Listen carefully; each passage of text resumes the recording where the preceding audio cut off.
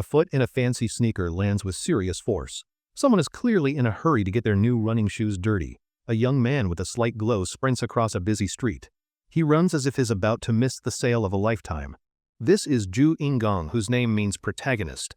His parents really wanted him to be the star of his own epic show. He bursts into a game shop while his friends tease him about his heroic name. Apparently being the main character is a running joke here. He playfully tells his friend to stop the jokes and asks if the new game arrived.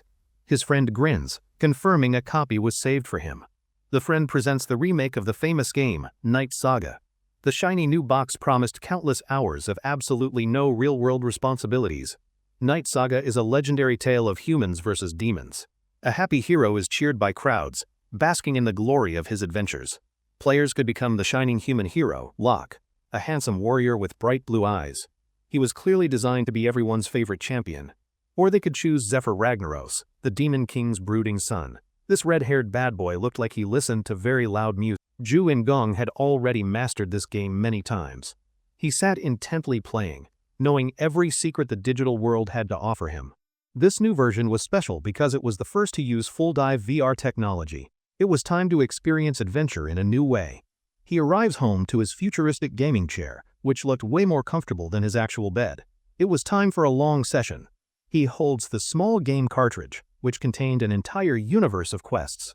It was amazing how much adventure could fit into one tiny chip.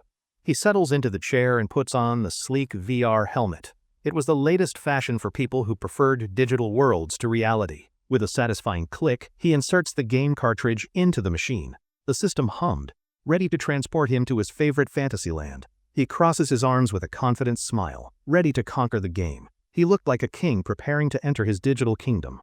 He happily decides he will only play for a modest 8 hours today. His cheerful expression suggested that was probably not going to be true. Bright blue and pink lights swirl around him as the game begins. The flashy entrance was certainly a great way to start his journey. He finds himself staring up at a sunlit wooden ceiling, feeling a bit confused. This wasn't the usual loading screen he was expecting to see. He is sitting on a bed inside a tent, realizing the game starts here. He amusingly thinks that waking up in bed is a classic beginning. He looks down at himself and notices his ears are suddenly very long and pointy. This was definitely not part of the character creator he remembered. He sees the body of a white-haired boy with red eyes. Panicked, he wonders whose body this is, hoping it's not a permanent change. A gruff voice from outside the tent asks if Hez still sleeping. It sounded like someone's very impatient alarm clock had finally gone off. A huge green orc peeks in, telling him to hurry because they have a busy schedule. Apparently even fantasy worlds have very tight daily schedules. The boy is stunned by how real the orc looks, calling the graphics incredible. The orc just looks confused, wondering what graphics are for breakfast. He realizes he can talk to the characters, a feature that was never advertised.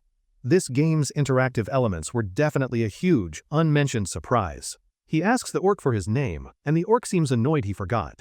The orc reminds him his name is Karak, with a sigh. Karak urges Prince Shutra to hurry because everyone is waiting for him. The young boy silently processes that he is apparently now a prince. He recognizes the name Shutra as the Demon King's 9th son. He is shocked, wondering why he was stuck with this character without choosing. He raises his hand, hoping to open a status menu like in the game. Golden lights appeared, confirming that at least some rules still applied. A screen with his character information appears, confirming he is Prince Shutra. He is relieved that some game mechanics still work in this place. He complains that his stats are shockingly low for a prince. Even the game's background characters were probably stronger than he was at this moment. He checks his skills and finds 2 very strange ones has never seen. He stared at the odd icons, feeling more confused than ever before. He nervously wonders what a protagonist's setting adjustment skill could possibly do. He hoped it meant he would at least get some cool powers. Rock impatiently peeks in again, telling him to get a move on. Shutra snaps out of his thoughts, promising that he is finally coming. Shutra cautiously follows the big orc out of the tent. He stepped out into the bright sunlight, wondering what new surprises awaited him now. His eyes go wide with shock at the sight before him. A single drop of sweat rolled down his face as he stared ahead. An entire army of fierce orcs stands ready for a battle. This was definitely not the peaceful starting village he had been hoping for. He asks Karak why everyone looks so serious, but Karak just grunts. He told the prince to stop the nonsense and get ready to go. Karak declares their mission is to fight the Scarlet Lightning tribe. Shutra is horrified, realizing he's been thrown into an immediate, dangerous conflict. He panics, shouting that he hasn't even had a tutorial yet. The army, however, was clearly not waiting for him to finish his training. He recalls that the Scarlet Lightning Orcs are a rebellious tribe. Their red-skinned leader was known for causing a lot of trouble for everyone. It dawns on him that he and his siblings are supposed to stop the uprising. The heavy responsibility suddenly felt very real on his shoulders. He asks why they're only bringing 10 soldiers to a war. Harak corrects him, saying it was just a patrol, which Shutra doesn't remember. Harak asks if he's feeling alright because he's acting very strange. Shutra stays quiet, unable to explain he is from another world entirely. As they march, Shutra summons a magical interface that only he can see. It was a handy trick to have up his sleeve here. A mini-map of the forest appears, making navigation much easier. He decides this handy feature should probably stay on at all times now. He notices a hidden trail on the map that no one else can see. He felt like he had just discovered a secret bonus level. Carrick struggles with his old-fashioned paper map, worried their current path will take forever. He clearly needed a technology upgrade for his navigating tools. Shutra confidently tells Carrick to follow him, claiming he knows a much faster way. Carrick looked at the small prince with a surprised expression. The orcs trust their prince and follow him off the main path. They marched deep into the thick, wild forest, hoping he was right. The shortcut is a very steep and rocky cliff. The big orcs struggled to climb, grunting as they pulled themselves up the difficult terrain. Shutra is also exhausted and sweating from the difficult climb. His low-level body was not at all prepared for this intense workout session. They finally reach the top and discover a massive, ancient stone door. It was hidden in the mountainside, covered in old cracks and vines. The tired Carrick asks how Shutra found this place, wondering if he is a mage. Shutra just shakes his head, too exhausted to answer him. Carrick asks if the prince is okay, noticing how tired he looks. Shutra realizes being a low-level character is surprisingly hard work for him. Shutra takes a determined step toward the door, telling Carrick to check it. His small body was tired, but his spirit was still strong. The moment his foot touches the ground, a brilliant golden fire erupts around him. This was a very flashy and unexpected welcome to the area. He looks down at his hands, shocked by the sudden surge of power. He wondered what was happening, feeling the new energy course through him. A message appears, informing him that he has leveled up. He is amazed that just finding this place was enough to make him stronger. He is shocked that he gained a level just from walking around. He wished that all of his real-life exercises had such immediate rewards. He checks his stats and sees they all increased, plus he has extra points. He thinks this rapid growth is absolutely insane but also amazing. He pauses for a moment, thinking this new world might be more exciting. It was certainly full of more surprises than he had ever expected. Carrick tells him to hurry, and Shutra agrees to follow the orcs. They all headed toward the mysterious and ancient stone door together. He tells himself that at least he is not alone facing these dangers. He had his new, strong orc friends to help him out. He remembers his special skill and realizes it means he has plot armor. This convenient power made him feel much safer about his future. The stone doors open to reveal a dark, spooky cave. It looked like the perfect place for a grand adventure or a monster ambush. Carrick guesses the cave was made by dwarves who are now all gone. Shutra asks if they moved, wondering where the dwarves went. Carrick admits he does not know, but then he spots a treasure hoard. He stared in wonder at the sight of shiny golden weapons. The orcs cheer, excited to find the dwarves' abandoned weapons and armor. They yelled that the dwarves must have been fools to leave it. While the orcs celebrate, Shutra calmly stands among the legendary treasures. He looked at all the powerful weapons that were scattered around him. He tries to pick up a sword, but he is too weak. He felt a bit annoyed that he couldn't use any of the cool gear. He decides to take the treasures anyway, planning to use his inventory. He hoped he remembered how to use the storage system correctly. He points at a staff and thinks about taking it, watching it disappear. The magical item dissolved into particles of light and vanished instantly. The item appears safely in his inventory, just as he had hoped. He realized he just needed to touch things to store them away. He checks his minimap and sees a large group of enemies approaching. The red dots on the map were moving very quickly toward them. He shouts for everyone to back off, trying to warn the happy orcs. They looked at him, confused by his sudden and urgent yelling. A pink energy crackles between two orcs, signaling a powerful magic attack. It was clear that their treasure party was about to be crashed. The energy explodes, sending the orcs flying and shaking the entire cave. The fun celebration had very quickly turned into a very dangerous trap. As the dust settles, a menacing red foot steps into view. Their secret treasure chamber had unfortunately become a well-planned ambush for them. The enemy general, Kai-chan, appears with his soldiers, mocking their predictable arrival. He asked if they thought he wouldn't find this secret way. Kai-chan gives the order to kill them all, and his warriors charge. The red-skinned soldiers roared as they rushed forward with their weapons raised. The cave erupts into a fierce battle between the two orc tribes. Swords and axes clashed loudly in the dark, echoing off the walls. Shutra stands with a sword, facing a wounded orc in the chaos. His heart pounded as he prepared for his very first real fight. He nervously smiles, wondering if he can steal kills to get experience points. It seemed like a sneaky but very effective way to level up. He rushes toward a red orc that is already fighting one of his allies. He prepared to strike the enemy from its unguarded side. He shouts as he leaps and swings his sword with all his strength. He hoped his attack would be enough to finish the enemy off. But his cheap sword shatters upon impact, leaving him with a broken handle. Apparently, you really do get what you pay for with weapons. The huge red orc turns with glowing, angry eyes. Annoyed by the boy's failed attack, it let out a low, menacing growl at him.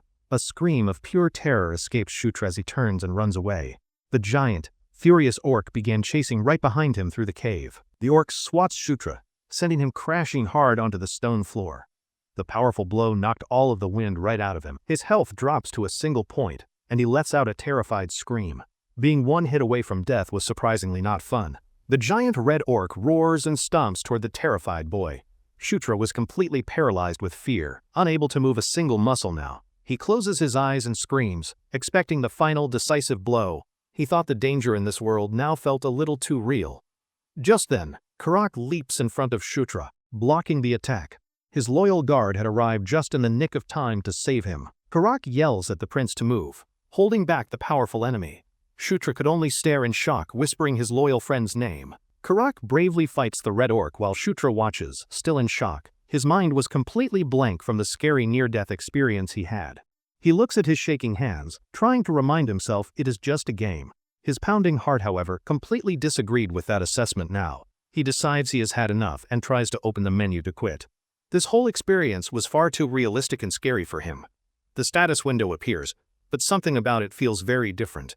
He had a bad feeling that something important was definitely missing from it. He checks his skills and sees his special protagonist abilities have completely vanished. His unique powers seem to have just disappeared into thin air now. He panics, searching for a logout button, but it is gone. The most important feature of any game was inexplicably missing from the menu. A chilling thought washes over him. With no way to exit, he's trapped.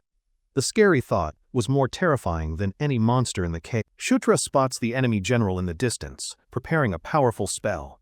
Kai-chan was getting ready to cast some very powerful and dangerous magic. Kai-chan gathers pink energy, forming a glowing orb of destructive magic. His eyes were locked on his target, who was the defenseless prince. The general unleashes the magical blast, sending it flying straight toward Shutra. The powerful spell moved quickly across the battlefield toward the prince. Shutra finds a spark of courage, telling himself he cannot die here.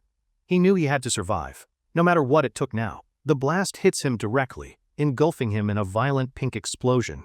The powerful magic consumed his small body in a flash of light. The force of the impact shatters the ground around him completely. The powerful magic left a huge crater where he had just been standing. Shutra gasps for breath, his body feeling heavy and weak. The world around him started to fade away into complete and utter darkness. Kai-chan looks on with a cruel, victorious sneer on his face. He was completely confident that his powerful attack had finished the young prince. A final screen appears showing his health points have dropped to 0. It was the end of the line for the young demon prince. He finds himself standing in a vast, empty darkness. There was absolutely nothing around him but a quiet, endless, and silent black void. He looks around, confused, wondering where he is after the explosion. He remembered the battle but had no idea where this place was. He wonders if he is now truly and permanently dead. The horrifying thought filled his mind with a new and very real kind of fear. Just as he loses all hope, a brilliant, warm light appears. The bright light began to push back the endless darkness all around him. A gentle voice echoes, telling him he is a fated person. The powerful voice informed him that he was destined to be in this place. A beautiful golden-haired woman appears, telling him to conquer and rule. She reached out to him, explaining his new and grand destiny here. Shutra stares at her, completely stunned by her strange and confusing words. He had no idea what she was talking about at all. He turns and walks into the brilliant light, ready for his destiny. He had no other choice but to face whatever was coming next. In another part of the cave, the battle rages on fiercely. Green orcs were completely surrounded by the endless waves of red-skinned enemies. The red warriors were vicious, pushing Karak's soldiers back with savage strength. Their overwhelming numbers made the fight a very difficult one for them. General Kai-chan watches from the entrance with a cruel, confident smile. He was the mastermind behind this very effective and clever battlefield ambush. He scoffs at the small number of soldiers, calling them either ignorant or stupid. He couldn't believe they had walked right into his well-planned trap. He gives the final order to finish them all off without wasting time. His warriors roared and charged forward, ready to end the long fight. But Kai-chan freezes, wondering if the prince's recent disappearance was an awakening. He couldn't believe what he had just seen with his own eyes. Shutra reappears unharmed, surrounded by a golden aura and holding his broken sword. The general stammers, asking how he is still standing there now. A notification announces he has acquired the telekinesis skill, completely confused by this strange new and unexpected power. He checks his status, wondering how he learned such a powerful skill. He was not a mage, so this development was very confusing to him. He sees he has also gained a new subclass, Knight of Conquest. He had never even heard of such a strange class before now. Kai-chan angrily points at Shutra, screaming for his soldiers to attack him. He was furious that his main target was still alive and well. Karak looks at his prince with awe, not understanding what is happening. He knew he had to protect him, no matter what it took. Karak and his soldiers rally to protect their prince, forming a defensive wall. They shouted that their young prince must not be harmed in battle. Shutra looks at his broken sword and his updated status, his mind racing. Everything was happening so fast, and none of it made any sense. He remembers that Knight of Conquest is not a normal playable class. This strange and powerful new class was not available to regular players. He stares into the distance, wondering why he was given this strange power. A million different questions were running through his mind at that moment. He feels a strange familiarity, as if he has always known these powers. Ancient words and powerful spells were echoing inside his head right now. He understands that the power to conquer is the power of a king. A new and very strong fire was burning in his eyes. He raises his broken sword and shouts a powerful command to his soldiers.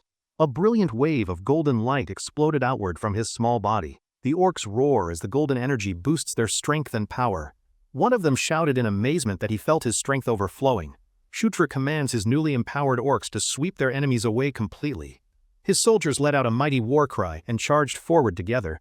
The powered-up orcs are unstoppable, tearing through the red soldiers with incredible strength. The tide of the battle had instantly turned in their favor.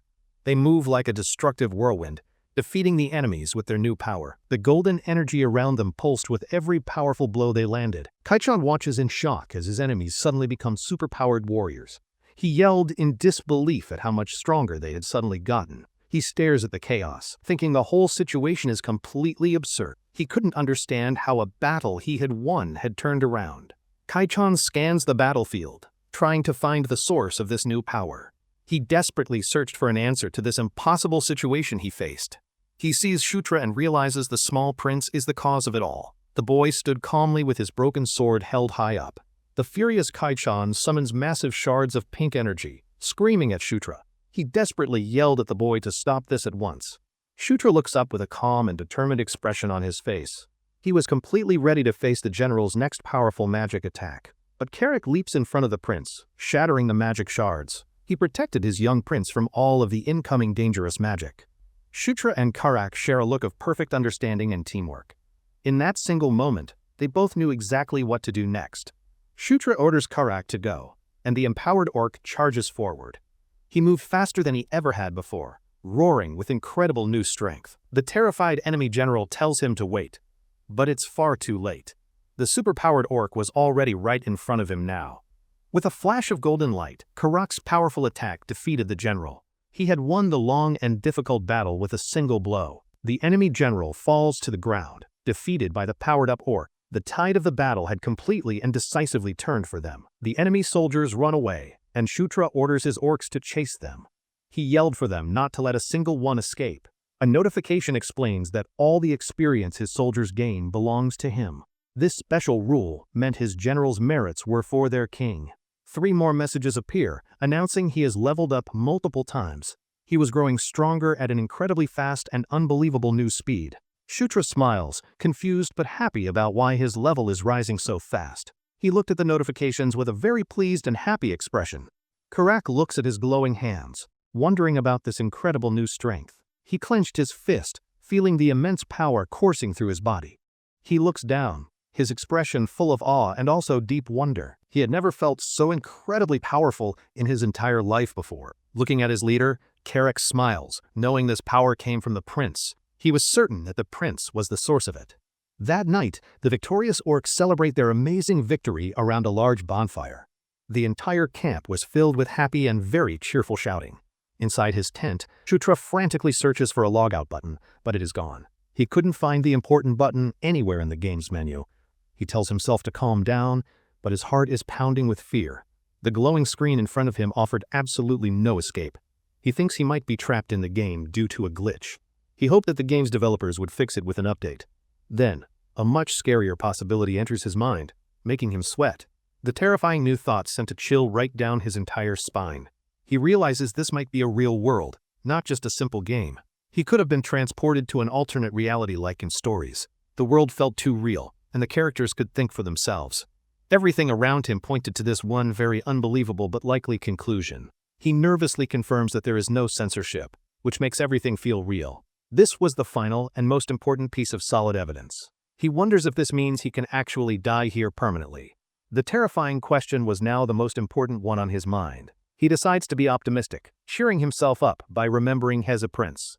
At least he wasn't reborn as a weak little background character. Karak peeks into the tent, asking if the prince has some time. His voice was serious, and his usual friendly demeanor had completely vanished. Shutra turns, surprised to see his guard with such a serious expression. Karak looked at him with a very determined and focused look now.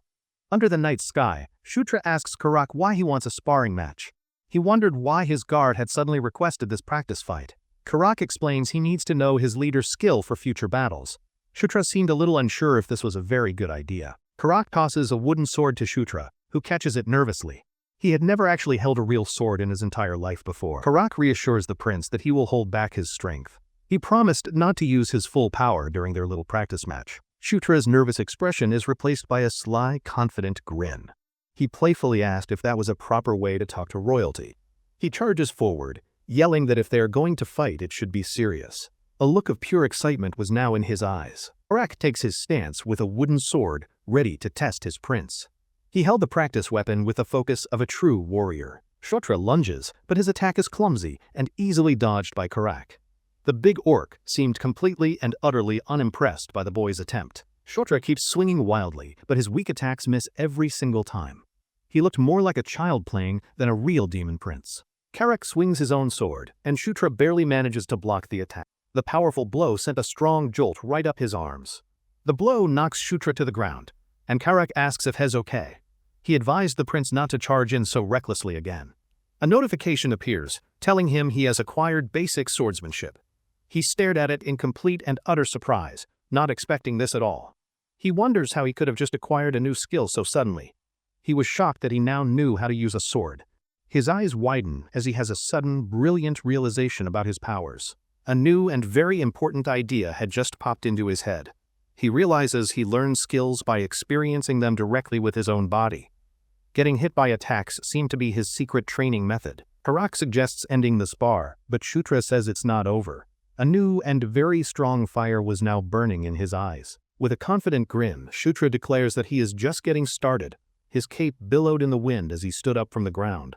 He dashes forward again, but this time his movements are sharp and fast.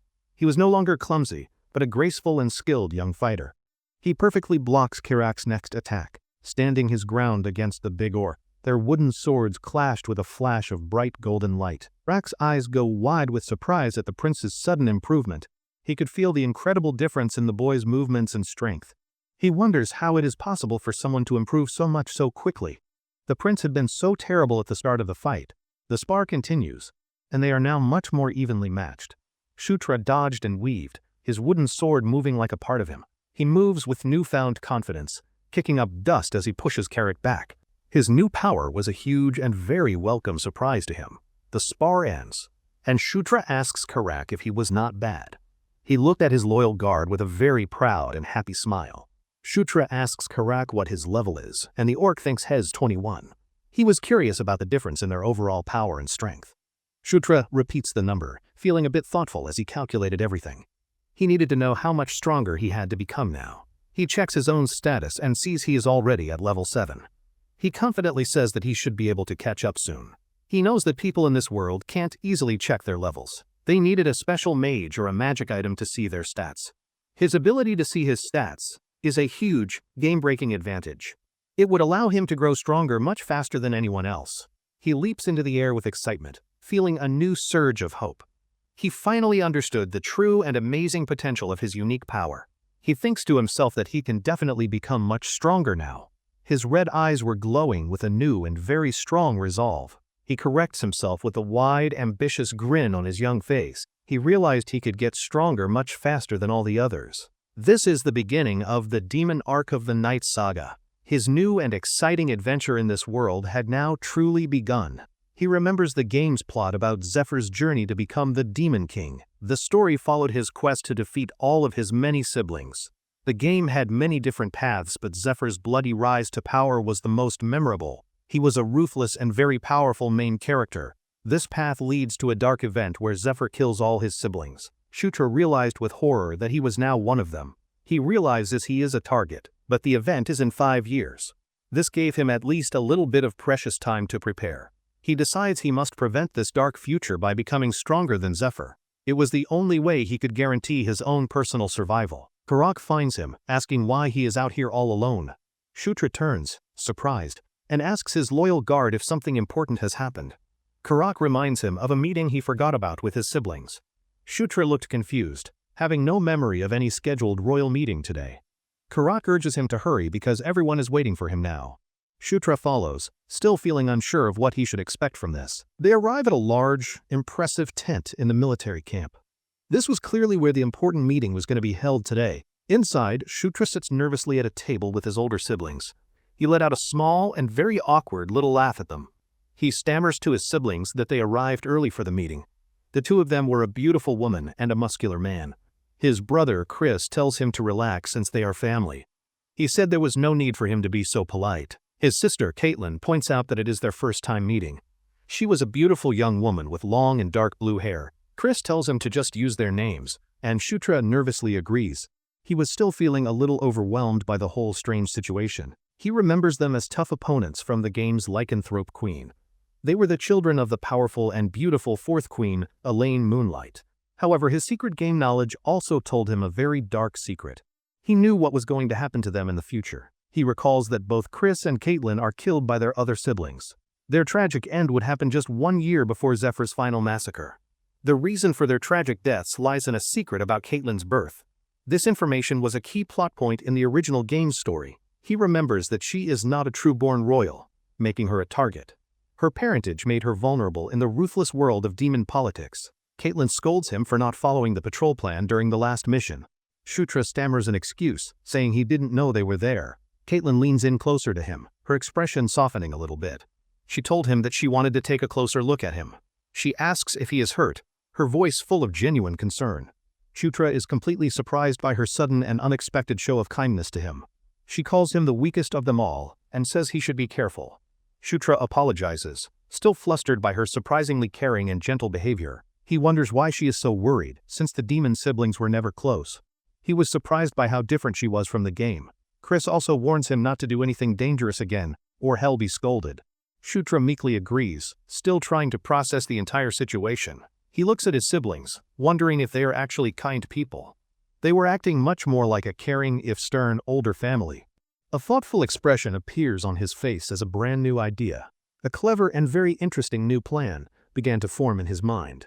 He recalls that lycanthropes are famous for their powerful aura abilities. He thinks he can learn aura if he is hit by it. He turns to Chris and asks for a favor, a determined look on his face. His older brother looked back at him with a surprised expression. With a charming smile, he asks his brother to hit him with aura. He hoped the impact would grant him the skill instantly, like before. Chris and Caitlin stare at him with shocked and confused expressions on their faces. They had no idea what to make of his bizarre request. They are left completely speechless, wondering what is going on in his head. Their little brother was being very strange and confusing to them now. The view changes to a vast mountain landscape, showing the next location. The next part of Shutra's epic journey was about to finally begin. A flashback shows a powerful red-skinned orc commander leading a fierce charge. He easily sent all of his enemies flying away from him. The battlefield is pure chaos, with explosions rocking the war-torn ground. The two massive armies clashed in a very brutal and deadly war. The orc commander is a whirlwind of destruction on the entire battlefield. He spun through the enemy ranks, cutting down anyone in his path. He roars with the fury of battle, his glowing red eyes shining. He bravely led his loyal warriors from the very front of the army. He grabs two enemy soldiers and smashes them together with his incredible strength. The powerful commander showed absolutely no mercy to all of his enemies. An enemy tries to attack him, but the commander easily blocks the blow. He was far too fast and skilled for the foolish soldier. A savage, bloodthirsty grin spreads across the fearsome commander's red-skinned face.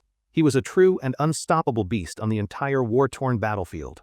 A nearby enemy soldier screams in terror, knowing he is no match. He was completely terrified of the powerful and unstoppable orc war commander. The commander slams his weapon down, creating a powerful red energy shockwave. The magical blast ripped right through all of the enemy front lines. He roars for his soldiers to kill them all, offering a reward. He promised to reward the one who got the most kills. His inspired army roars and charges forward with renewed and fierce determination. They were all excited by their leader's strength and his great promise. The battle rages on, with fire and explosions lighting up the mountainside. The two armies fought each other until the very bitter end. Shutra finds himself back in the strange, dark void, feeling completely lost. He was alone again in the silent and endless black space. A beautiful, mysterious woman with long, white hair appears in a golden light. She had two different colored eyes and a very knowing expression. Shutra steps back, startled by her sudden and unexpected mysterious appearance. He nervously asked the strange woman who she was and what she wanted. He doesn't recognize her or the shadowy figures from the Night Saga game. They were all complete and utter strangers to him in this world. The mysterious woman steps closer to him, her golden aura illuminating the darkness. She walked toward him with a very graceful and confident stride now. In a brilliant flash of bright golden light, the strange vision ends. The entire mysterious and confusing dream was now finally over for him. Shutra's eyes snap open to find he is in his bed. He was back in his tent, with the morning sun shining down on him. He sits up and clutches his head, wondering if it was all a dream. He tried to separate the strange visions from his current new reality. Karak's face suddenly appears right in front of him, asking if he is awake. Shutra screams, completely startled by his guard's sudden and close appearance. Shutra yells that he was scared, while Karak just looks at him calmly. His loyal guard simply replied that the young prince seemed to be fine. Karak asks why he kept begging the princess to hit him yesterday. He explained that Shutra's whining eventually made her finally give in to him. A notification announces he has obtained the aura skill, and he feels it. A faint white energy surrounded him as he felt the new power. Karak asks if getting hit awakens his aura, and Shutra agrees it does. He examined his glowing hands, confirming that it worked somewhat for him. Karak realizes this is how he powered them up during the last fight. Shutra confirms it was his doing, and Karak finally understands everything now. Shutra asks if anything important happened while he was asleep for so long. Karak replied that, of course, something important had happened without him. He learns the main army also won their battle against the Lightning Tribe. Shutra looked surprised, asking what he meant by the main force. Shutra thought he and his siblings were the only ones fighting the tribe. Karak explained that the enemy tribe was far too large for them. Karak reveals the main army was led by the famous General Bandal. The name shocked Shutra, who repeated it in complete and utter disbelief. Shutra recalls that General Bandal is one of the strongest warriors around. He had really liked him as a subordinate in the original game. A brilliant idea hits him as he realizes this is his big chance. His eyes widened as a new plan began to form in his mind. He remembers that Bandal only joined Zephyr in 3 years, so he's available. The powerful general was not yet the subordinate of his older brother. A mischievous grin spreads across his face as he decides to recruit him. He planned to take the powerful general for himself before his brother could. He is confident because he knows all of Bandal's secrets from the game. He knew everything about his likes, dislikes, and his hidden talents. But the most important way to win Bandal's loyalty is to defeat him. The general would only serve someone who could beat him in a duel. He believes he can steal the general away from his older brother, Zephyr. He knew it was worth trying since he had a lot of time. With a look of fierce determination, he vows to make Bandal his subordinate. He had a new and very important goal to achieve now. Back in his sister's tent, Shutra has a big surprise for them. He was about to show his siblings something truly amazing and incredible. He shows them his new aura skill, and they stare in complete shock. Chris yelled, asking how he learned it in just a single day. Shutra winks, explaining that he put all his new skill points into it. His confident smile showed how proud he was of his rapid progress. He explains that aura boosts his physical abilities, making it very useful now. It was a much better choice for him than having telekinesis. Chris wonders if Shutra's rapid growth is because of his Gandharva heritage. He still couldn't believe that this was even possible for anyone. Chris then asks if Shutra can make a map of the underground tunnels.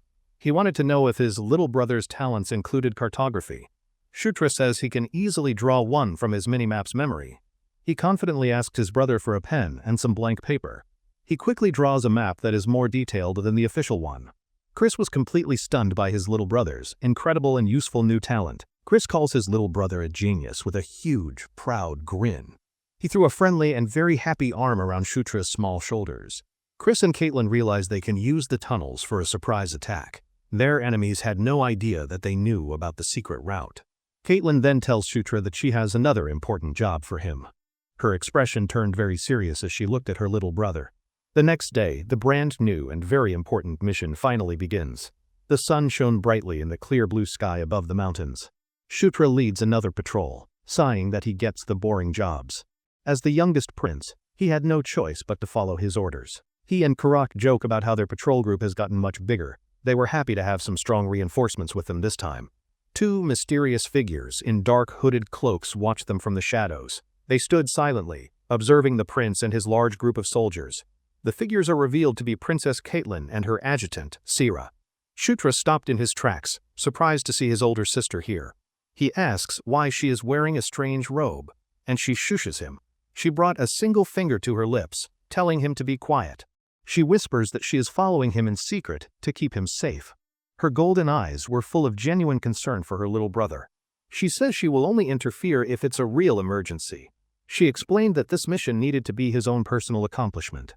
Caitlin's adjutant, a young woman named Sira, introduces herself to the prince. Shutra politely greeted the blonde-haired young woman in front of him. Caitlin tells him to continue with the mission, and Shutra agrees. He led his troops onward, heading deeper into the wild green forest.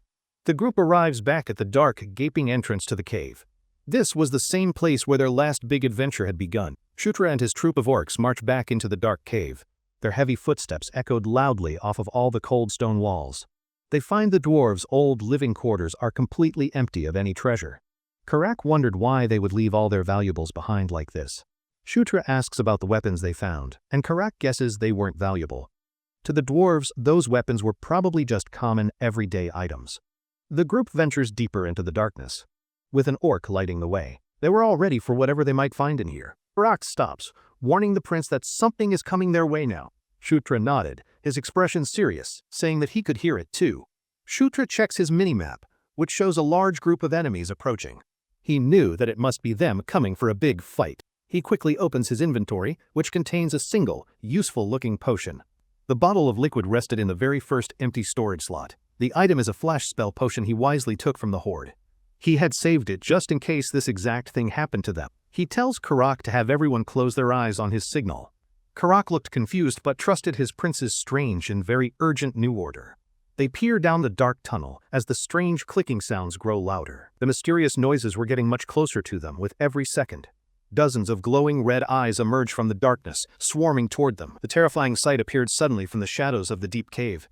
The creatures are giant stone spiders with a very dangerous paralyzing poison. Shutra remembered from the game that they always hunted in large packs. Shutra shouts at the top of his lungs for everyone to close their eyes. He gave the loud and very urgent command to all his soldiers. He hurls the glowing potion into the middle of the spider swarm. He threw the bottle without a single moment of hesitation at his enemies. The potion shatters, erupting in a brilliant, blinding flash of pure light. The dark cave was suddenly as bright as the middle of the day. The spiders screech in pain, completely stunned and disoriented by the bright light. They had spent their entire lives living in the deep, dark caves. Shutra explains the spiders are useless in light and orders his men to attack. He used his expert game knowledge to guide his loyal soldiers. The orc warriors charged forward, ready to attack the helpless blinded monsters. They raised their weapons high and let out a mighty group roar. The orcs easily cut down the panicked spiders, who cannot fight back. The one-sided battle was a complete and total victory for their side. Shutra watches his perfect plan unfold, his own aura glowing faintly. He stood back and calmly commanded the entire, chaotic battlefield from a distance. He checks his minimap again, remembering that these spiders always hunt in groups. He knew that their attack was not over just yet for them. And where there is a group, there is always a much larger leader. His map showed a big red dot at the group center. He tells Karak to follow him so they can defeat the boss together. Karak agreed, ready for the next phase of their very important fight. They fight their way through the remaining spiders, heading for the leader. They moved quickly through the chaos, focused on their main powerful target. They faced the boss, a colossal stone spider with a terrifying mouth. The giant monster was the size of a small house with many eyes. The fearless Karak leaps and brings his axe down on the monster's head. He attacked the giant beast with all of his incredible might. But his axe just bounces off the creature's rock-hard exoskeleton. Karak yelled in frustration that the monster's exterior was just too damn hard. Shutra remembers that normal physical attacks won't work on this specific boss. He had completely forgotten about this important detail from the original game. He recalls the monster's only weakness is fire, but he can't use it. The giant spider let out a low and very menacing growl. The massive spider looms over Karak, ready to strike him down now. Shutra desperately tried to think of a new plan to win. Shutra yells for Karak to use fire, but Karak shouts back confused. He had no idea where he was supposed to get fire from. From the shadows, Caitlin's voice tells Shutra to raise his sword high. He heard his sister's command and immediately prepared to follow her instructions. Trusting her, he raises his sword, which erupts in golden magical flames. He was completely surprised by the sudden and powerful burst of bright fire. He stammers in shock, not believing he can use magic now. He had never been able to use any kind of magic before this. Caitlin appears, her hands glowing, having enchanted his sword from a distance. She asked her little brother if that was enough magical support. The giant spider lunges, its massive claws swinging down to crush Shutra. The monster was trying to end the fight with one powerful blow. With his new flaming sword, Shutra meets the monster's attack head-on. He bravely swung his enchanted blade with all of his available might. The burning blade skill sends a wave of fire over the spider. The powerful attack set the monster's rock-hard exoskeleton completely ablaze with flames. Shutra lands gracefully as the flames light up the entire dark cave. His new fiery sword was a very impressive and powerful magical weapon.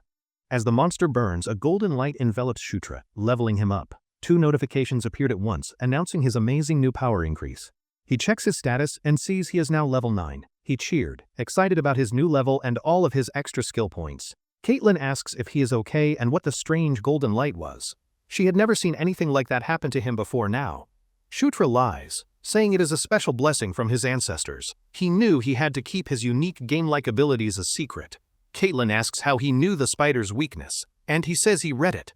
He was secretly relying on his extensive game knowledge to win. Just then, Karak calls out to the prince, telling him to look. He had found something very interesting at the back of the cave. At the back of the nest, they find a huge, ancient door.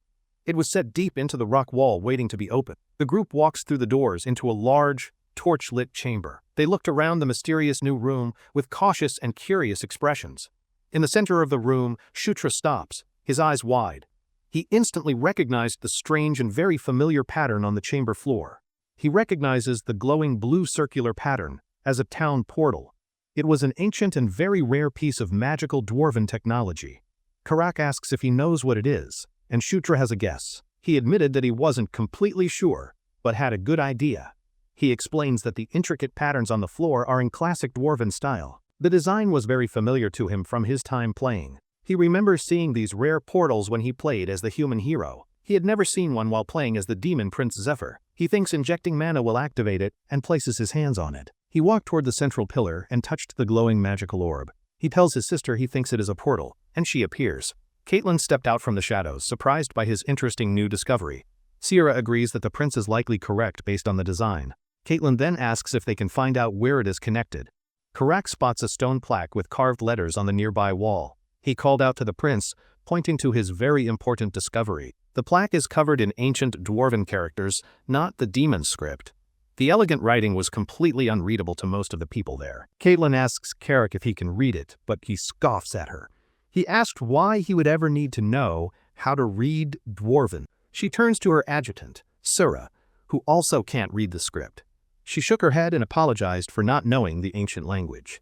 Suddenly, a voice reads the text, Gishka Mountains, portal number 2. Caitlin and Sierra turn in shock, wondering who just spoke up now. A mysterious voice read the ancient plaque, revealing the portal's final destination. The group was stunned, wondering who the secret scholar was. Shutra realized with a jolt that the voice was his own. He wondered how on earth he suddenly became fluent in ancient Dwarven. A sudden flash of insight confirmed he had learned the language. He pondered if his weird learning ability worked for things besides fighting. Karak asked in complete awe if the prince could actually read the sign. Shutra played it cool, confirming that he probably could. Caitlin and Sierra were shocked and suspicious of his newfound talent. His sister demanded he prove it by translating the rest of it. Shutra calmly read the next line from the plaque. He explained that they would need to inject mana to get the portal working. He then cleverly asked his sister to be the one to do it. Caitlin questioned why he wasn't doing it himself, looking annoyed. Shutra made an awkward face, admitting he was still terrible with mana. His sister sighed, giving in and agreeing to do it. Caitlin placed her hand on the central pillar, which erupted in a brilliant blue light, filling the ancient dwarven room with magical energy. The light gathered into a beautiful, glowing orb that pulsed with power. The ancient technology was finally waking up from its long sleep. The orb projected a massive holographic map of a mountain range. Caitlin wondered if they were looking at the Gishka Mountains themselves. Shutra pointed out their location and the portal on the glowing map. Caitlin realized there must be more dwarven tunnels on the other side. Karak realized this was a fantastic advantage against their awful enemies. Shutra confidently confirmed this would let them launch a perfect surprise attack. Caitlin decided they should return to camp to discuss this new plan with Chris. Shutra immediately agreed to the sensible decision. Back at their camp, the news of the secret portal was met with great excitement. It was a huge strategic discovery for their army. Chris was overjoyed, grabbing Shutra in a crushing hug and patting him hard. He declared that his little brother was an amazing blessing. He then offered Shutra any reward he wanted for his discovery. He promised that he would grant whatever his little brother requested. Shutra tried to politely refuse the offer, but Chris insisted. He felt that as a leader, he had to reward such great work. He added that his feelings would be hurt if he refused the gift. Shutra paused, realizing this was a golden opportunity for him. Shutra then asked if he could make a slightly unreasonable request. This only made his big brother even more curious about it. He took a deep breath and made his incredibly bold request. He asked his brother to teach him the beast god fist art. Chris' cheerful expression instantly vanished, replaced by a look of total shock. The room fell into a heavy, uncomfortable, and very awkward silence. Shutra explained his reasoning, saying he couldn't use weapons well yet. He argued that learning techniques was a different matter entirely for him. He showed he knew the importance of what he asked. It was a legendary, top-tier martial art of the lycanthrope royal family. Seeing his brother's silence, Shutra pretended to be disappointed. He said he understood if the request was simply too much to ask. To his complete astonishment, Chris actually agreed to teach him. Shutra was so surprised that he could barely make a sound in response.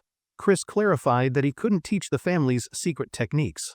Those ancient and powerful moves were simply too sacred to share. However, he offered to teach Shutra the aura portion of the art. Shutra was ecstatic, asking if he was serious about the offer. Chris smiled, asking if that was a good enough reward. Shutra was quiet for a moment, still processing his incredible luck and victory. Seeing his silence, his siblings worried he was disappointed. Shutra quickly assured them with a huge grin that the gift was absolutely perfect. Chris then spoke his name with a very serious and heartfelt tone. The mood in the room immediately shifted to something important. He asked if he could now consider Shutra a true brother. It was an offer of family, not just a political alliance. Shutra was surprised by the powerful weight of the word.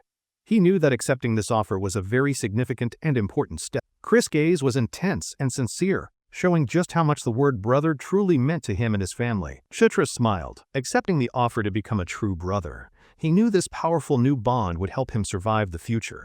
He firmly shook his brother's hand, sealing their new, stronger alliance.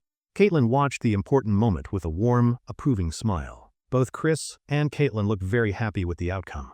This was clearly more than just a strategic move for the two of them. Shutra looked at his two powerful new allies with determination. He declared that they should all work together from this day forward. As if on cue, a system window appeared right before his eyes. It seemed his declaration had made their new alliance official. The message confirmed that an alliance had been established with his siblings. For now, it was just a normal-level alliance. The scene changes to the enemy's main camp. The Scarlet Lightning Tribe settlement was a formidable collection of tents and watchtowers. Inside the large camp, tough-looking red-skinned orcs went about their business. The atmosphere was very tense and filled with military discipline. An orc leader smiled cruelly, saying that his guest wouldn't have come here without some specific, sneaky purpose in their mind. In a dark tent, a captive knelt inside a glowing magic circle. The orc leader mockingly referred to this prisoner as our princess. The captive was revealed to be the sixth princess, Felicia Doomblade. She was bound by glowing magical chains inside the strange ritual circle. Meanwhile, Shutra reviewed his own status window in his tent. He noticed that all his stats were even except for his charisma. He realized that his charisma stat had stopped growing as fast as the other. This strange detail was a puzzle he needed to solve. He wondered why that specific stat was different. He recalled that in the game, a character's appearance and their charisma were separate things. In the game, appearance was just about being good-looking. Charisma, on the other hand, was about being a likable and influential person. He decided not to worry about it, figuring it was just a balancing mechanic. He had been growing incredibly fast, after all. More importantly, he was currently at level 9. He was incredibly close to reaching the major milestone of level 10 very soon. He remembered that in the game, the hero and the villain's unique skills would automatically level up the moment they hit level 10. A confident, scheming look crossed his face as he planned. Karak then poked his head into the tent, telling him it was time. Karak reported that everything was ready for their mission. Shutra turned with a mischievous grin and confirmed it was time to depart. Karak noticed the prince seemed unusually happy and asked why. Shutra just peeked out of the tent and said it was nothing special. Shutra and Karak stepped out of their tent, ready for battle. Their loyal orc soldiers were all assembled and waiting for them. He stood before his army of disciplined orc warriors. They all held their spears, waiting for their young prince to give the command. With a determined grin, he looked over his forces. The time for clever planning was finally over, and it was now time to fight. The scene pans to the jagged peaks of the Gishka Mountains. This was the target location for their secret and brilliant surprise attack. They arrived at the hidden entrance to the Dwarven Caves. This secret path would allow them to sneak up on their awful enemies. Inside the tunnels, lycanthrope and orc warriors fought together. They worked to clear out the last of the monstrous stone spiders. With the path finally cleared, the grand doors to the portal room were now visible. Their strategic objective was finally within their reach. Shutra and his siblings walked confidently into the massive portal chamber. Their carefully crafted and brilliant surprise attack plan was now in motion. 2 lycanthrope mages were already examining the portal's controls. Chris asked them if their investigation of the ancient device was complete. One of the mages confirmed Shutra's discovery with a smile. The portal was indeed connected to the distant Gishka Mountains, as he said. Karak asked if the ancient portal was still working properly. The mage confirmed that the dwarven technology was sturdy and worked perfectly fine. With everything confirmed, Chris' expression became serious and resolved. He gave the simple and decisive order for their group to move out. The 2 mages placed their hands over the orb, and blue energy flared. They poured their magic into the device to activate it. The orb pulsed with a brilliant, blinding light. The ancient portal hummed with immense power as it prepared to open a gateway. A massive, shimmering portal of blue energy appeared in the air. Through it they could see the rocky landscape of their destination. Shutra and Karak stared at the magical gate with pure awe. Even with all his game knowledge, Shutra was completely mesmerized by it. He thought that seeing a magical gate in a game was one thing. Witnessing a real one was an entirely new, breathtaking experience. Caitlin noticed he was just standing there and asked what he was waiting for. Snapped out of his daydream, he hurried to catch up. With one last amazed glance at the swirling energy, Shutra ran to join his siblings as they stepped into the magical portal. The group walked through the portal, emerging into a rugged landscape. They had successfully and secretly infiltrated deep into enemy territory. They stood on a high cliff, looking down at the massive enemy encampment. Their final objective was spread out right below them. Chris surveyed the enemy camp with a very satisfied look. The first phase of their brilliant surprise attack plan was a complete success. He carefully analyzed the camp's size from his vantage point. He estimated that the total enemy force numbered around 5,000 soldiers. Chris began to outline the details of their brilliant strategy. Their primary target would be the enemy's supply stores to cripple their army. He explained that General Bandal would attack from the front. This distraction would allow their small team to sneak in from behind. However, Sierra interrupted him with a worried look on her face. She pointed out that something about the enemy camp seemed very strange. She noted that the camp seemed nearly deserted, with far too few soldiers. Caitlin wondered if a battle had already started without them. Suddenly, Shutra noticed movement in the distance and heard faint battle sounds. He asked what was going on way over there. Chris told his younger brother to focus his aura into his eyes. This technique would allow him to see the distant battle clearly. Shutra concentrated, and a faint white energy flickered around his eyes. He channeled the aura just as his brother instructed him to. His vision sharpened instantly, bringing the distant chaos into sharp focus.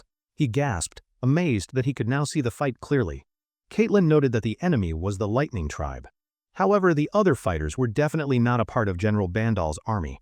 Shutra added his own analysis of the situation. He observed that the fight was far too small to be a major battle. He focused on the mysterious warriors fighting the orcs. He saw a fierce female warrior with white hair cutting down her enemies. As the group stared from the cliff, Shutra recognized the mysterious fighters. He was surprised to see that they were actually dark elves. Caitlin turned to him, surprised he could identify the warriors. He explained their smaller build and lizard mounts were clear giveaways. Chris, shielding his eyes to get a better view, suddenly announced that the mysterious dark elf warriors were now starting to retreat. Below them, the dark elves were indeed fleeing in a panic.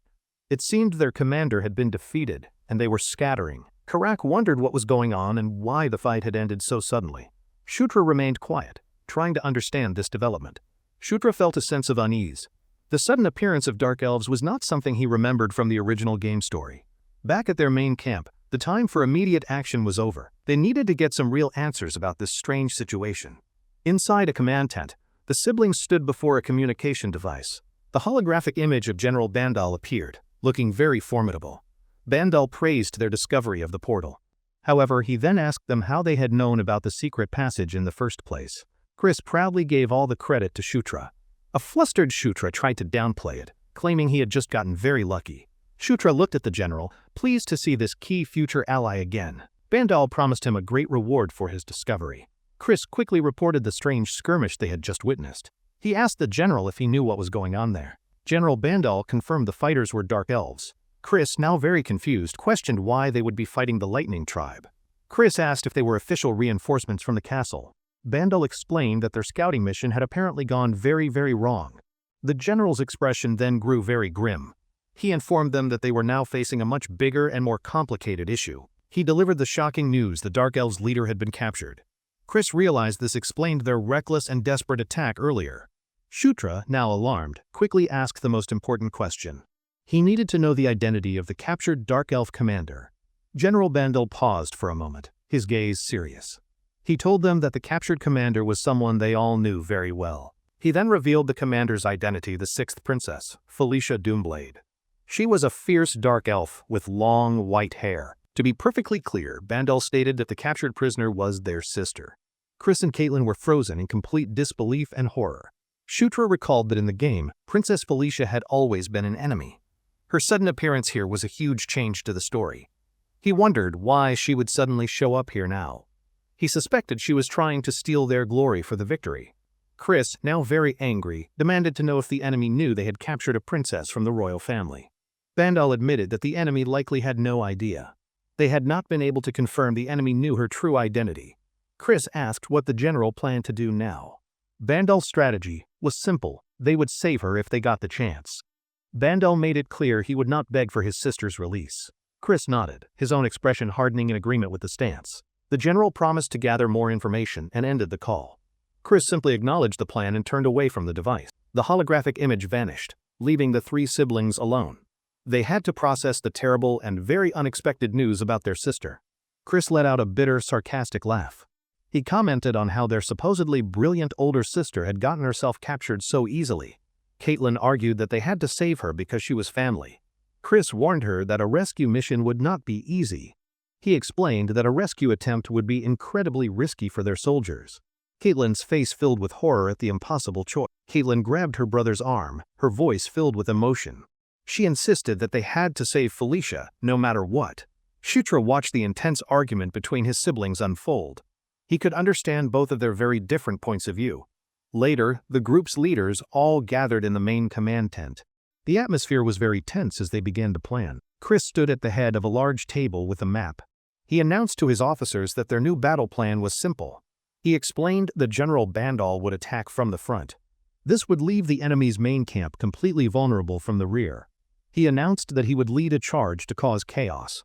He then tasked Caitlin and Shutra with a special, separate mission. Shutra asked if their mission was to rescue Felicia. Chris confirmed it, but said they would burn the enemy's supplies first. He gave a very strict order they were to retreat if things got too dangerous. He would not risk his soldiers for Felicia. Caitlin erupted in anger at her brother's cold command. Chris cut her off, reminding her that he was the commander here. She yelled that Felicia was family, but Chris argued her recklessness endangered everyone. Shutra just watched the family drama unfold, utterly confused. He realized Chris' reluctance wasn't just about strategy. He wondered if something bad had happened between him and Felicia in the past. The time for arguing was over. On the battlefield, one of General Bandal's orc commanders roared for his warriors to finally advance. The general's massive army of orcs and lycanthropes surged forward. They all screamed their intent to annihilate their awful enemies. High on a cliff, Chris and his own soldiers watched the battle begin. They waited patiently for their perfect moment to finally strike. Chris stared down at the enemy camp below him. His eyes carefully scanned the layout as he anticipated the coming chaos. In the camp below, the enemy sentries were completely unaware. They had no idea a second army was hiding in the mountains. Suddenly, a massive explosion rocked the front of the enemy camp. General Bandal's devastating and powerful surprise assault had finally begun. The force of the huge blast sent enemy orcs flying. Their bodies were thrown around like dolls amidst the fire and smoke. General Bandal himself charged into the heart of the enemy lines. His massive axe easily cleaved a path through all the defenders. With his eyes glowing red with pure rage, the general roared. He commanded his troops to kill every last one of them. On the other side of the battlefield, Shutra and Karak watched. Karak grew restless, but Shutra calmly told him to wait for the signal. The battle raged on in a brutal, chaotic melee. General Bandal's forces clashed with the enemy in a storm of steel. The general was a completely unstoppable force of destruction. He personally tore through the ranks of the awful and surprised enemy soldiers. Then, the signal finally came. A bright light flashed across the battlefield, signaling it was time for the feigned retreat to begin. Chris saw the signal from his high vantage point. The feint had worked perfectly, and the enemy's rear was now completely exposed. He turned to his own waiting army of elite soldiers. The time had finally come, and he ordered everyone to get ready. Shutra and Caitlin stood ready, their faces grim with determination. Chris gave the final command to begin their part of the mission. With a powerful war cry, Chris led the charge down the mountain. His army followed, descending upon the unsuspecting enemy encampment. The enemy guards at the rear of the camp heard the charge. They looked up in pure shock and terror at the surprise attack. Chris' forces, led by ferocious lycanthropes, smashed into the unprepared enemies. The second phase of the battle had begun with brutal efficiency. As the battle began, Caitlin yelled for Shutra to be careful. He shouted back, telling her to do the same as they split up. Shutra quickly consulted his holographic map. His game knowledge gave him a perfect layout of the entire enemy camp and its buildings. He and his orc warriors charged through the burning encampment. He ordered them to head straight for the enemy's main food storage. Karak, leading the charge, roared for his soldiers to kill every last one of the awful enemy bastards they could find. He fearlessly crashed into the enemy lines, his axe cleaving through a red-skinned orc with a single, brutal and powerful strike. The enemy orc, reeling from the powerful blow, roared in pain. He swung a clumsy and desperate punch at the powerful warrior. Before the punch could land, a dagger flew through the air. It struck the orc squarely in the head, dropping him instantly. A notification confirmed that Shutra had acquired a new skill. He had learned how to throw daggers just by watching the enemy. He allowed himself a small, confident smirk. Another very useful and practical skill had been added to his growing collection of abilities. Karak looked at his prince with amazement, asking when he learned that skill. Shutra brushed it off, saying it was nothing special. They arrived at the enemy's food storage building. Karak asked if their plan was simply to set the entire thing on fire, but just as they were about to attack, a horrifying thought struck Shutra. He suddenly realized that Felicia might be inside. He stopped his men with an urgent command. He declared that they had to find Felicia before they burned the building down. Shutra summoned his status screen, which also worked as a mini-map. He knew this was the only way to find her. He reasoned that Felicia should be marked as a neutral character. This meant her location would be visible on his special map. He spotted the unique marker on the map and pointed. He shouted for Karak to follow him, and his loyal guard obeyed instantly. They arrived at a heavily guarded tent and pushed aside the flap. He was sure that this had to be the right place. He stepped inside, but the tent was empty. He looked around frantically, wondering where she was, when a voice called his name. Shutra spun around, completely startled. He saw his older sister, Princess Felicia, standing right there in the middle of the tent. She was kneeling, bound by glowing red magic chains. She was a captive, but she was alive and conscious inside the tent. She looked up at him, her expression a mixture of confusion and surprise. She asked him what he was doing there. Shutra quickly knelt behind her, telling her to stay still. He began working on the magical chains that were binding her. He explained that the area was dangerous and they needed to leave. He also thought that rescuing her would be useful later. Felicia watched him as he worked on her chains. Her expression was completely unreadable, and she remained silent the entire time. After freeing her, they escaped the tent just in time. Shutra told her they needed to hurry and regroup with their siblings. Felicia stopped, her eyes wide with shock at his words. She asked if Chris and Caitlin were really here to rescue her. Her strange reaction made him ask if she hadn't expected them. She looked away, flustered, and stammered that it wasn't that. She began to explain that he wouldn't understand their family's problems. Karak then shouted a warning that more enemies were coming their way. Shutra quickly took charge, calling Felicia's name and telling her to hurry. A stunned Felicia agreed and followed his lead. She stared at his back as they ran through the chaos. She wondered when her little brother had started calling her by name. As Shutra ran, Felicia watched him go, a puzzled expression on her face. She seemed to sense something was very wrong. Suddenly she saw an enemy shaman preparing a sneak attack. She screamed a warning, but it was already far too late. A blast of fire magic slammed directly into Shutra's chest. He cried out in pure shock and pain as the spell hit him. He coughed violently from the searing heat of the spell. The powerful magic attack had burned him badly, and he was hurt. The enemy orc shaman stood triumphantly, his hands still smoking. Felicia screamed Shutra's name in absolute terror, believing he was gone. She and a nearby orc warrior could only stare in horror. The spot where their prince had been standing was now a bonfire. Felicia's face was pale with shock and grief. Her voice trembled as she called his name again, completely heartbroken by his death. The shaman, having dealt with the immediate threat, roared in victory. He then turned his menacing gaze toward the lone princess. Felicia's grief quickly turned to a cold and powerful fury. She glared at the shaman, preparing to fight him to the death. Before she could move, a massive explosion of fire erupted. The blast came from the spot where Shutra had just fallen. Felicia watched, completely stunned, as the shaman's silhouette vanished. She wondered what could have possibly caused the massive fiery blast. As the smoke cleared, Shutra stood in the flames, completely unharmed. A bow made of pure fire materialized right in his hands. A wide, confident grin spread across Shutra's face. He had somehow turned a fatal attack into a powerful new magical weapon. He immediately tested his brand new skill. He fired a volley of fire arrows into the ranks of the stunned enemy soldiers. He skillfully drew the magical bow, unleashing a powerful barrage.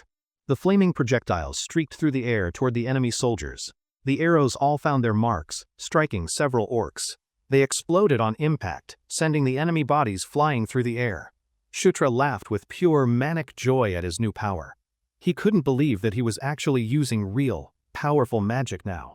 He continued his fiery assault, marveling at the incredible power. He was amazed, even though the skill was only at level 1. Just then, a wave of jagged ice erupted from the ground. It froze several of the nearby enemy soldiers completely solid. Shutra stopped his attack, staring in surprise at the massive wall of ice. It had appeared out of absolutely nowhere in the battle. From a nearby watchtower, a second shaman appeared. This one wielded a bow made of shimmering blue ice, looking very dangerous. Shutra watched in horror as the ice shaman took aim again. This time, he was pointing his arrow directly at Princess Felicia. Felicia, relieved to see him alive, rushed to his side, but Shutra shoved her back, screaming at her not to come closer. She stumbled back, looking at him with wide, confused eyes. She could not understand his sudden and very strange hostile behavior. Shutra ignored her completely, turning his gaze toward the sky. He braced himself for the incoming magical ice arrow attack. He lowered his head, a determined look in his eyes. He had a very specific and very reckless reason for his actions. An eager, almost greedy grin lit up his face. He declared that this powerful magical attack was his for the taking. The shaman's ice arrow struck him dead. Shutra was instantly engulfed in a massive explosion of freezing magical energy. A moment later, his entire body was encased in a thick tomb of ice. He was completely frozen solid by the attack. But inside the ice, he knew his plan had worked. His insane gamble had paid off exactly as he had planned it. Inside the ice, Shutra was momentarily stunned and disoriented. He was unable to process what had just happened to his body. The ice shattered, and he was thrown backward. He collapsed onto the dusty, battle-torn ground, feeling weak and very dizzy. A bright red notification warned him that his health was critically low. He clutched an ice dagger, realizing he was near death. He gritted his teeth, the pain a sharp reminder of his own mortality. He knew he couldn't survive another hit like that. A voice dripping with contempt called him a complete idiot. He looked up to see Felicia standing over him, looking very annoyed. With a blush of embarrassment, she demanded to know who had asked him to save her. Shutra stared, completely baffled by her words. She scolded him, calling him the weakest of their siblings. He realized she had completely misunderstood his very reckless actions and intentions. He stared at her in utter disbelief, his mind reeling. He tried to comprehend her bizarre and very confusing angry reaction. Her attention then shifted to the watchtower where the ice shaman had been. She asked him when he had learned magic. Shutra glanced up and saw the enemy shaman slumped over the railing. He realized Felicia had defeated him while he was frozen. The realization finally hit him with a jolt. She thought he had intentionally taken the arrow to save her from the attack. She looked at him with what seemed like genuine concern. She was still questioning him, but he remained completely speechless and confused. Suddenly she knelt beside him and placed her hand over his wound. A warm green light enveloped her entire hand in magic. The healing magic flowed from her palm into his body. It was a soothing warmth that eased his intense pain almost instantly. The deep, scorched gash from the fire spell began to close. His skin knitted itself back together in a matter of seconds. A notification confirmed he had acquired a new healing skill. His wound vanished completely, much to his complete and utter surprise. Felicia, the genius mage, asked if he was feeling better. He thanked her, then awkwardly tried to correct his strange choice of words. She gave him a suspicious look, but a monstrous roar interrupted them. The sound shook the entire burning enemy encampment around them. A hulking red-skinned ogre appeared, much larger than the others. Shutra stared in horror, asking what that terrifying monster possibly was. Shutra's eyes widened as he recognized the monster from his game memories. He identified it as a powerful and rare blood ogre. Felicia simply confirmed that they had to get past it to escape. They stood together, two small figures before a towering foe. The blood ogre loomed over them, a terrifying sight. Shutra's face was a mask of pure terror, wondering how they could fight it. The monster slammed its fist into the ground with incredible force. The attack sent a shockwave that cracked the earth beneath them. Shutra was shocked by its incredible speed. He yelled in disbelief at how fast the massive creature could possibly move its body. Felicia took charge, ordering Shutra to buy her some time. She needed to prepare a powerful magic spell to defeat it. The blood ogre attacked them again, its fist crashing down. They leaped back, narrowly avoiding being completely crushed by the monster. Shutra agreed to her desperate plan to defeat the monster. He told her to prepare her magic while he got its attention. He screamed for his loyal guard, and Karak instantly appeared. Shutra told him they would use the same plan as before. As he ran, Shutra quickly pulled up his holographic inventory screen. He needed a specific and powerful weapon for this important fight. He selected the powerful dwarven dagger from his inventory. He realized that at level 10 he could finally wield the weapon. With his health low but his resolve high, Shutra held the glowing dagger. It was finally time for him to go on the attack. He plunged the dagger into the ground, and a golden energy erupted. He activated a powerful skill to support his loyal guard. He leaped high into the air, calling out the name of the skill. Below him, Karak was enveloped in the same golden light. Karak's face was a mask of pure determination. His body was now empowered by his young prince's mysterious and powerful magical ability. He let out a ferocious war cry, his eyes blazing with power. He prepared to face the monstrous blood ogre all by himself. The hulking blood ogre stared at the small orc. It was momentarily confused by the sudden surge of power it was sensing. Rock, empowered and completely fearless, charged directly at the towering monster. He closed the distance between them in a single, fast instant. The blood ogre swung its massive fist, but Karak dodged the blow. He leaped over the attack with incredible and impossible agility. The monster roared in pure frustration. Its powerful punch had completely and utterly missed its intended target by a very wide margin. Before the ogre could recover from its missed attack, Karak was already retaliating. He swung his heavy axe in a deadly, powerful arc. The axe connected with a sickening crunch. It smashed directly into the blood ogre's face, causing it immense and surprising pain. The monster staggered back, roaring in pain and absolute fury. It was shocked by the unexpectedly powerful and painful blow it received. With the monster now distracted, Felicia's spell was finally ready. A shimmering pink aura enveloped her as she prepared to attack. She leaped forward, her white hair flowing behind her. She was ready to unleash her powerful and very strange magical spell. She cast her spell, creating a wide patch of slick, magical grease. It appeared directly under the stumbling ogre's massive, clumsy feet. The giant monster's feet slipped out from under it. It had no way to gain traction on the magical slippery surface. It lost its balance completely. Flailing its massive arms, the giant monster crashed backward onto the hard ground with a thud. At that exact moment, Karak leaped high into the air. He was now descending like a meteor onto the fallen monster. His eyes glowing with red-hot fury, Karak roared. He declared that this was the end for the giant piece of shit. He plunged downward, Driving his axe with all his empowered might, he aimed it directly for the blood ogre's exposed, vulnerable chest.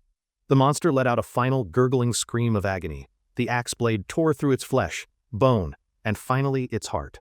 The impact was immense, embedding Karak deep into the monster's torso. It shattered the ground beneath them from the sheer powerful force. As the dust finally settled, Shutra calmly walked toward the massive, lifeless body. His loyal guard had defeated the great monster.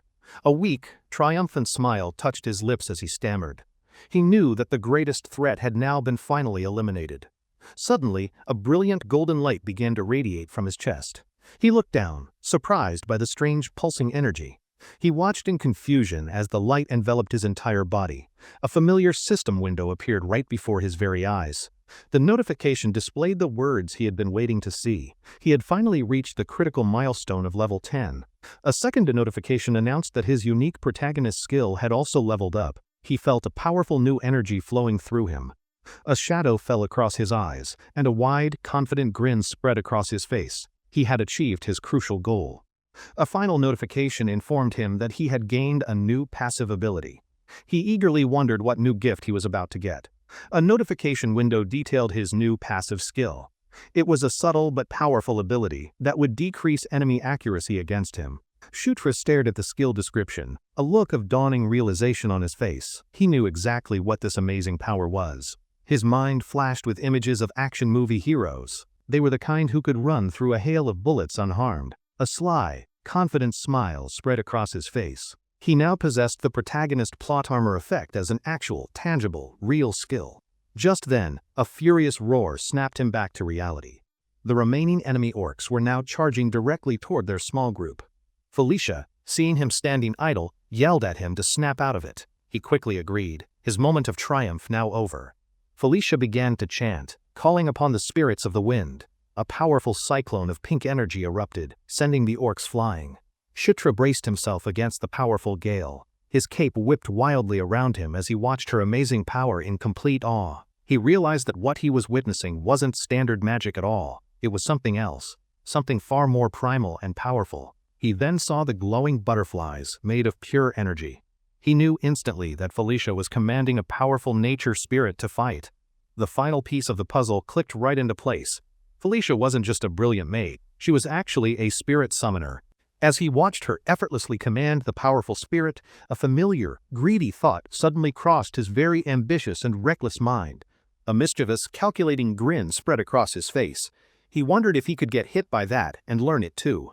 Before he could act on his reckless impulse, a bright golden flare shot high into the night sky, signaling their army. Rak, seeing the signal, asked what it meant.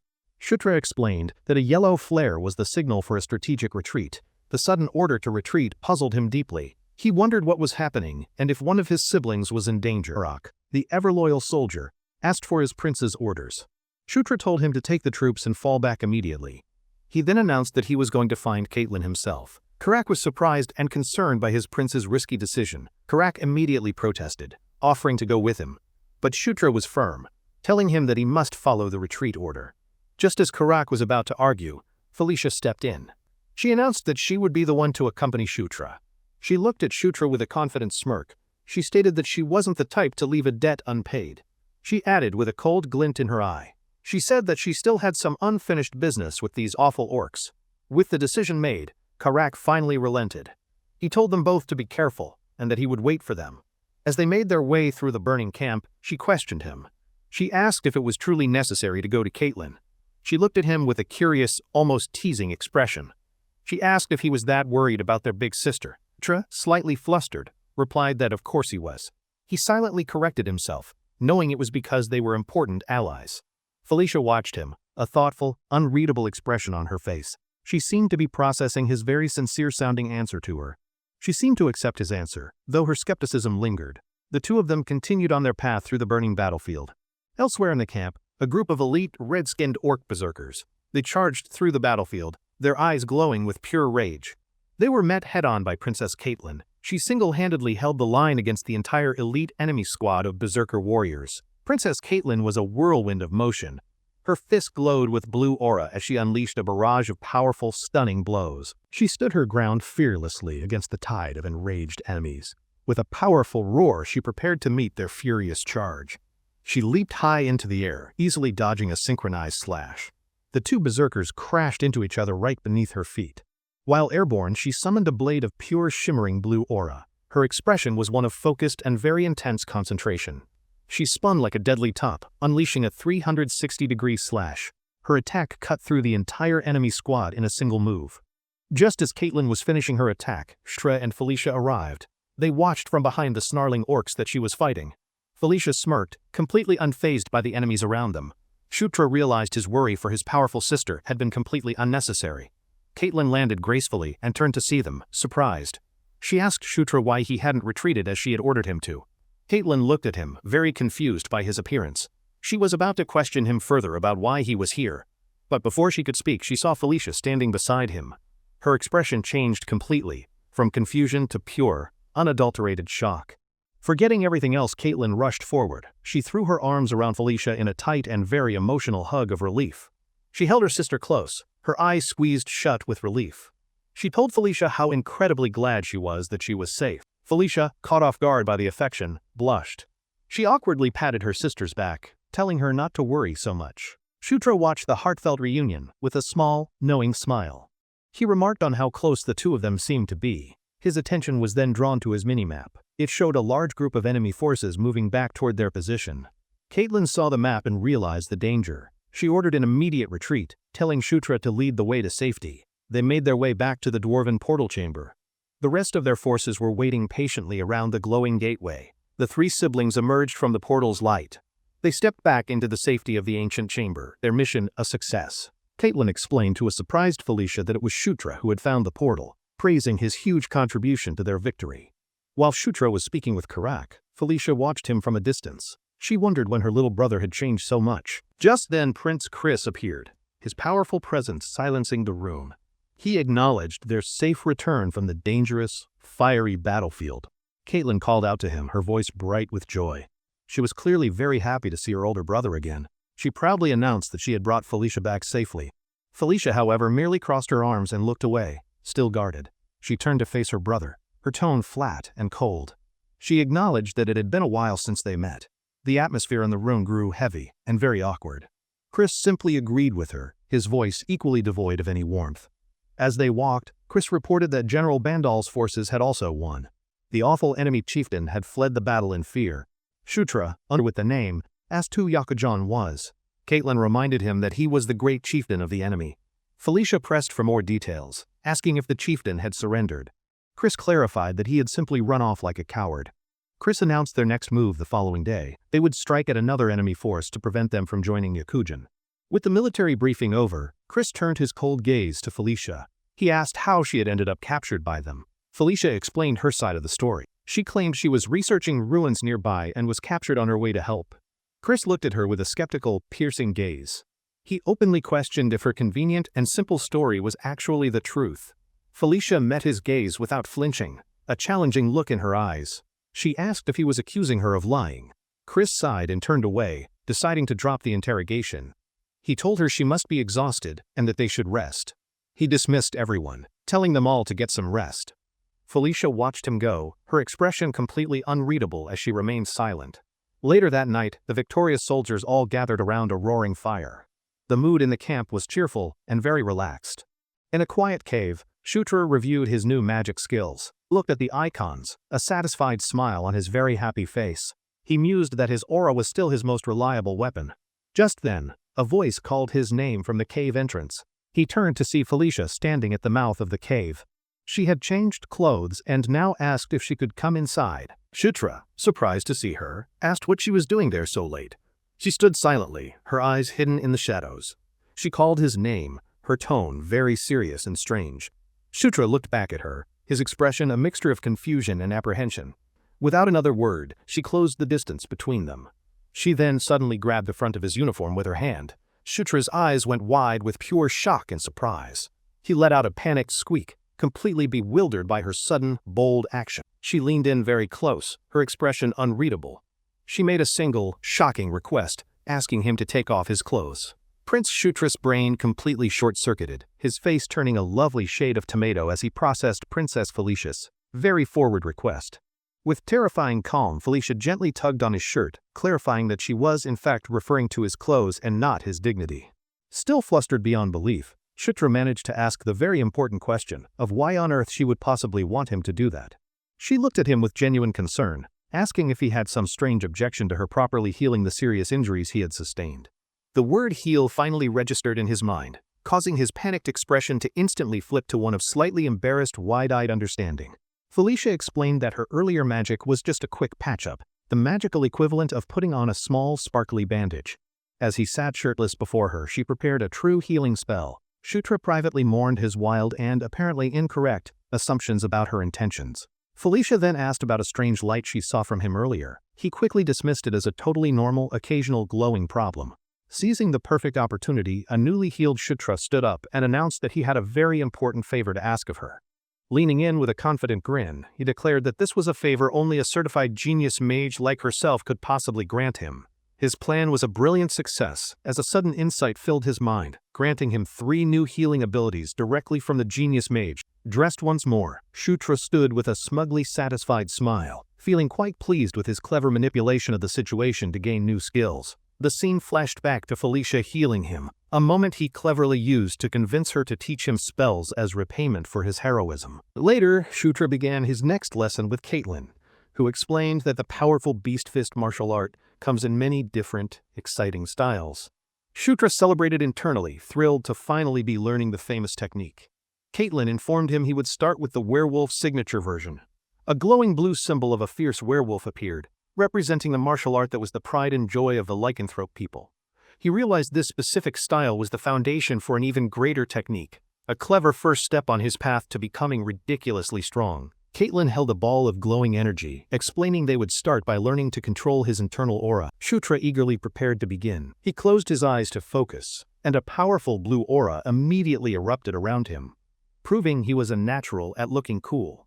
Shutra focused all of his concentration on the swirling power within him, feeling the very essence of his own formidable life force. A diagram showed how aura, the power of life, flows through the body and becomes the very power of the soul when mastered. With a new, deeper understanding of his own energy, he clenched his fist with intense determination, ready to master this power completely.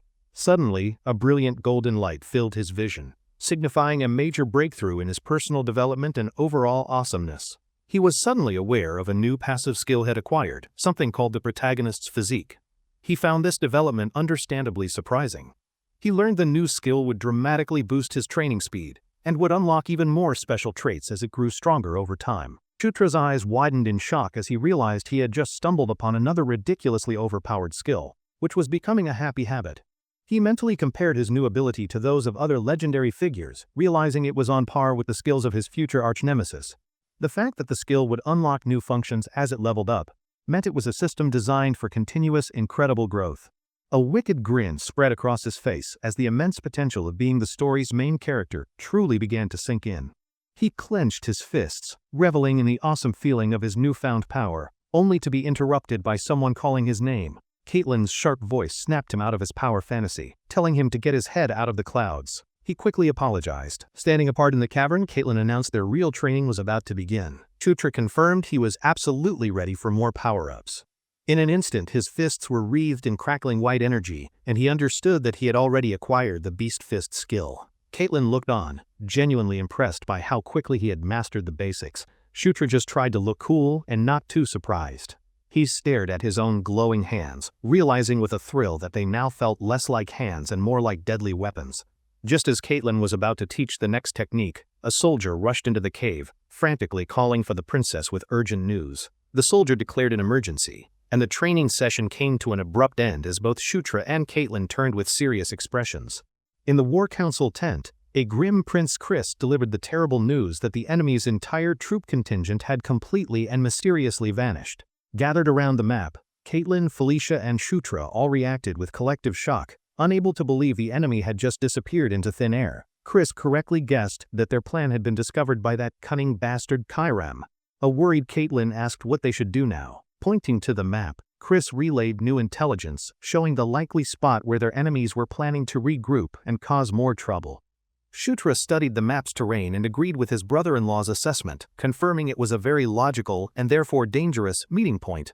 With grim determination, Chris announced their new strategy. They would immediately go and join forces with the powerful General Vandal and his army. He declared their intention to wage an all-out war, joining their main subjugation force to crush the Red Thunder tribe once and for all. Upon arriving at the massive army camp, the group was greeted by the formidable red-skinned orc commander, General Vandal, who welcomed Prince Chris.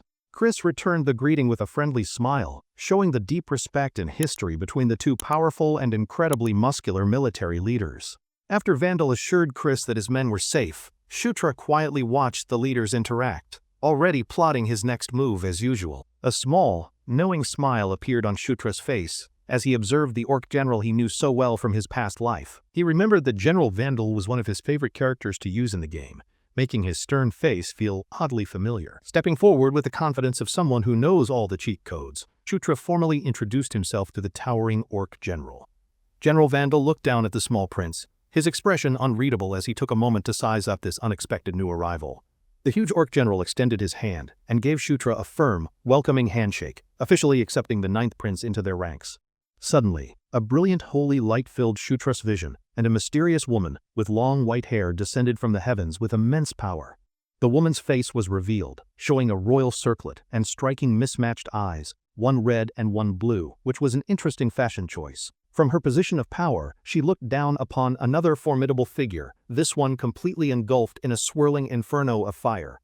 The second figure was a fierce female warrior clad in ornate red armor, her entire body wreathed in the raging, beautifully animated flames.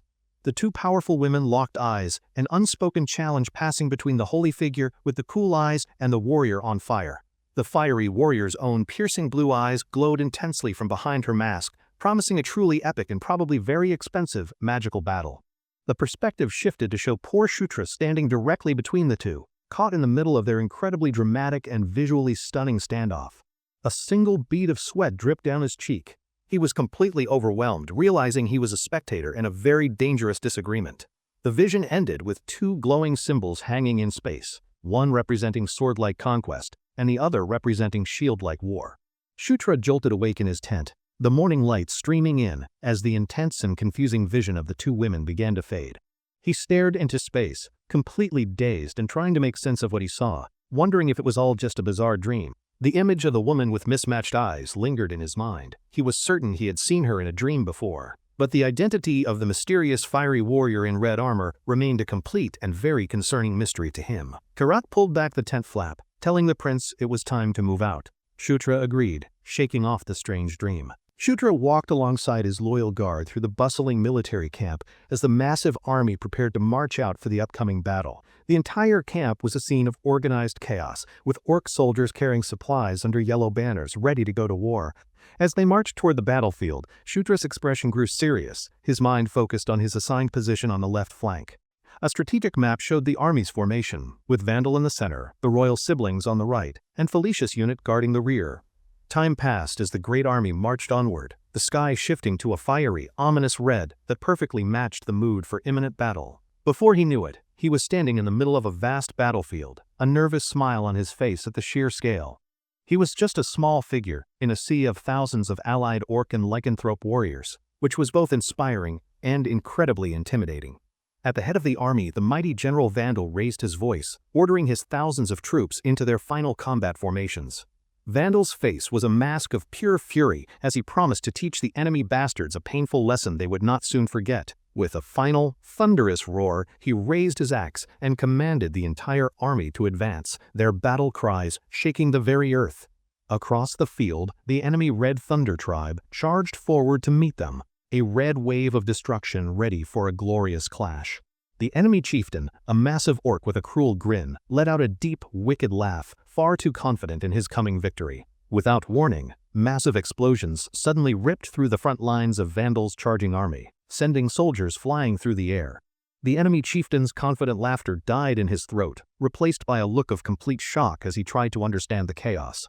General Vandal himself was brought to a sudden halt, his expression one of pure surprise as his grand charge was thrown into disarray. In the distance, a colossal beast with massive tusks and glowing red eyes emerged from the dust, a terrifying and unexpected swamp mammoth. Vandal's eyes widened in horror and disbelief. He instantly recognized the ancient monster, his voice filled with pure dread at the sight. More bright, fiery explosions detonated across the battlefield, a clear sign that this was not just a one-mammoth problem. The view panned out to show dozens of these explosions tearing through the Allied army, creating widespread chaos and devastating destruction. The powerful blasts ripped through the ranks of the soldiers, their force completely and utterly unstoppable.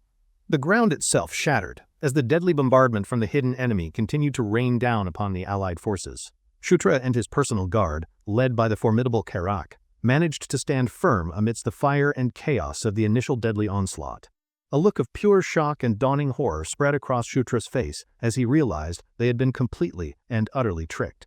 The full, terrible truth was revealed: multiple swamp mammoths were bombarding their army. Those bastards had led them straight into a deadly ambush. A terrifying close-up of the swamp mammoth revealed its immense, dark form, a true force of nature far beyond any normal creature. This beast was a genuine monster. Below, poor Shutra was blown back by a shockwave, a tiny figure before an overwhelming threat. As if giant, long-range artillery mammoths weren't bad enough, the ground was suddenly trampled by a new set of clawed reptilian feet. An army of fierce, muscular lizardmen armed with glowing red blades emerged from the dust, joining the already very one-sided ambush. The Allied orcs were caught completely off guard as the lizardmen surged from the flanks, cutting into their already confused and battered ranks. The battlefield erupted into a bloody, chaotic melee as the lizardmen tore into the orcish soldiers with brutal, terrifying efficiency. A ferocious lizardman warrior leaped directly at a stunned Shutra, its claws outstretched and its jaws wide open for the kill. Just in the nick of time, one of Shutra's loyal orc guards intercepted the attack, bravely taking the deadly blow meant for him. Karak roared at the still-shocked Shutra, telling him to snap out of it because a single mistake here would get them all killed. Karak's shout jolted Shutra back to reality. He quickly agreed, the grim thought occurring that this was not a game with second chances. On the right flank, a furious Prince Chris fought with desperate intensity, tearing through the enemy orcs that swarmed him from all sides. His face was twisted in a snarl of frustration as he realized they had been toyed with. Caitlin urgently called out to him. She advised that their best and only option was to retreat now and look for another chance to fight. Chris was shocked. Caitlin desperately explained that if they stayed, they risked total annihilation, as their casualty count was rising with every passing, bloody second. She pressed him to make a decision, insisting that now was the time to retreat. Chris grimly weighed his pride against his soldiers' lives. The surviving soldiers looked on in fear and anticipation, waiting for their commander to give the final, difficult order. Chris' voice boomed across the battlefield, ordering a tactical retreat while the mages bought them as much time as they possibly could. His face was a mask of desperation as he gave his final, most important commands: survive and return home no matter what. Later, the battered remnants of the army found refuge in a desolate canyon, their small, somber camp a testament to their defeat. Healers tended to the many wounded soldiers, their green magic glowing softly in the dim, heavy atmosphere of loss and demoralization. Inside the command tent, Chris admitted that he had been too complacent and should have been far more suspicious of the enemy's movements. General Vandal told him to move on, laying out their only two options: a full retreat or a desperate request for reinforcements. Chris looked down, pained, admitting he couldn't drag his soldiers to their deaths just for the sake of his own vainglory. Just as he was about to make the call, Felicia stepped forward, announcing that she had a desperate, last-ditch idea. She reminded them that she had originally come to this region to explore some ancient ruins located at the edge of the mountains. Shutra immediately recalled from his gained knowledge that Felicia's true talents lay not in combat, but in research and ruin exploration. With a flourish, Felicia unrolled a large, detailed map of the surrounding area across the main table for all the leaders to see. She explained her long-term research into a 500-year-old ruin, hidden in these mountains, the legendary lair of the earth dragon Enkidu. An image of a massive, powerful dragon with a molten core appeared. As she explained, the beast employed guardians to protect its treasures. She continued, stating that the local dwarves were among these guardians, commanded by the dragon to create powerful weapons to defend the lair. Felicia named the legendary weapon they had forged the thunder-birthing anvil, a tool capable of casting magic on an army-wide scale. With fierce determination, she declared that if they wanted any chance of winning this war, finding that powerful anvil was their only hope.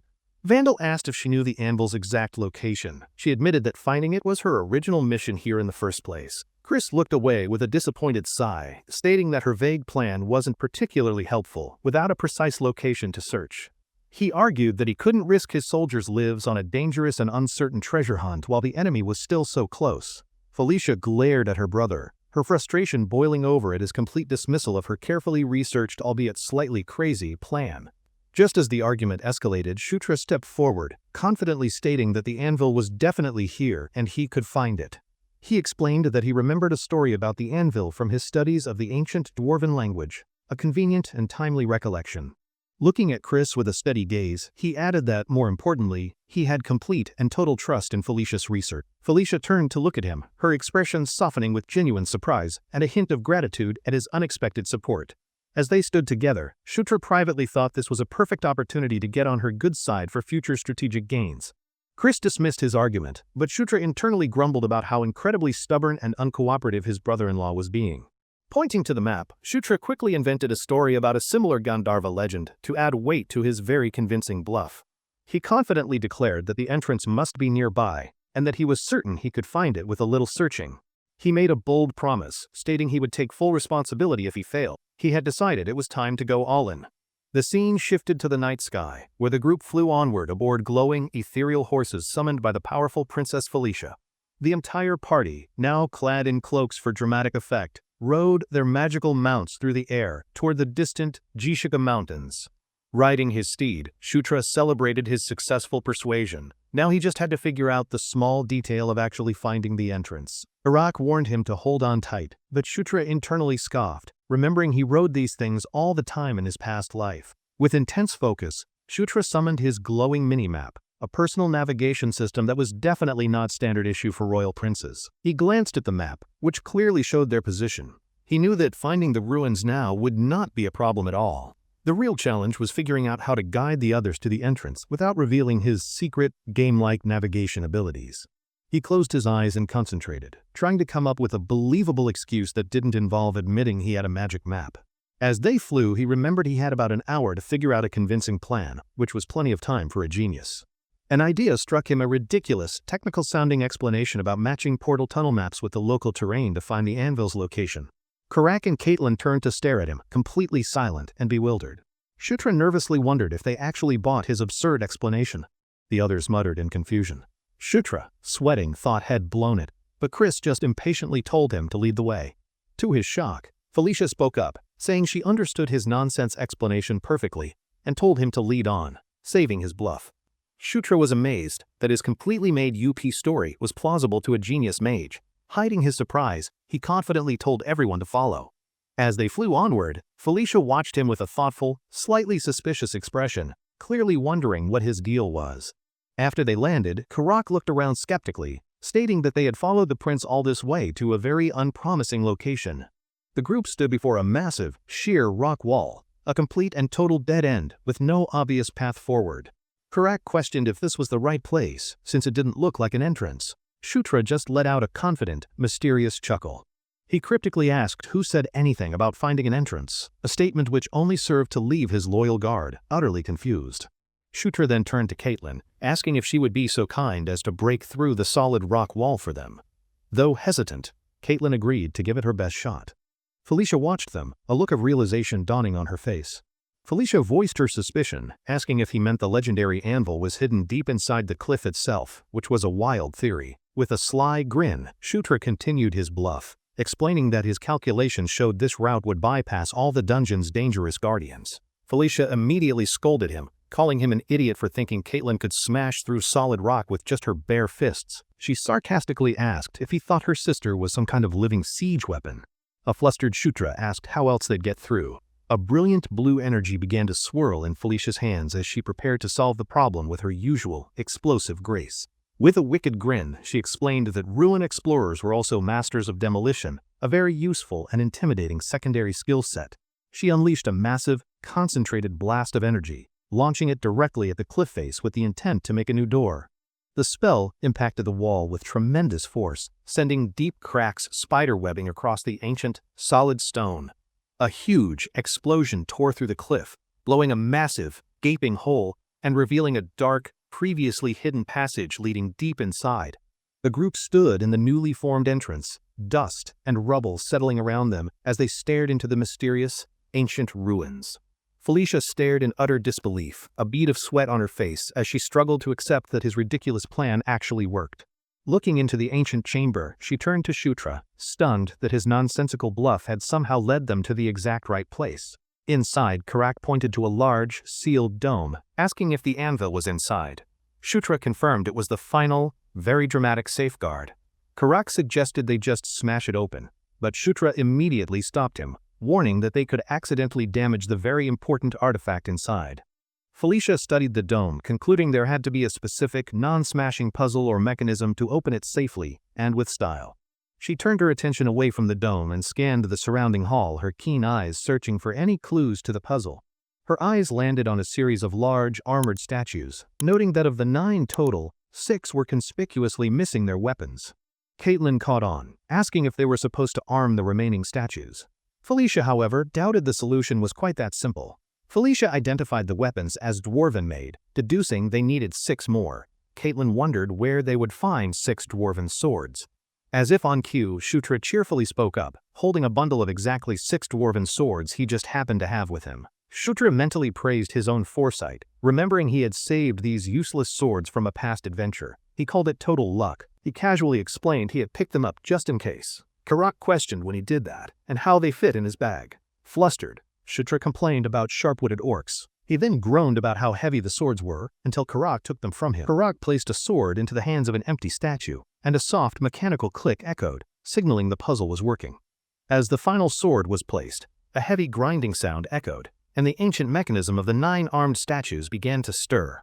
The stone eyes of the statues flashed with a brilliant blue light, a clear and slightly spooky sign that they had been activated.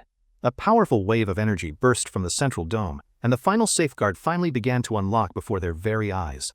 The heavy stone panels of the dome retracted into the floor. Karak shouted with excitement that the dome was finally opening. The party gathered around the opening, their faces illuminated by the intense blue glow, their expressions filled with awe and anticipation. Shutra stared, completely mesmerized by the sight of the legendary artifact, the object of their entire, very dangerous quest. There, floating in the center of a glowing pedestal, was the fabled anvil that births thunder, an artifact of truly immense power. Just as they were about to celebrate, Felicia stopped them, explaining her research indicated a final, dangerous procedure was needed for activation. She began giving orders, positioning everyone at key points around the circular disc to prepare for the complex magical ritual.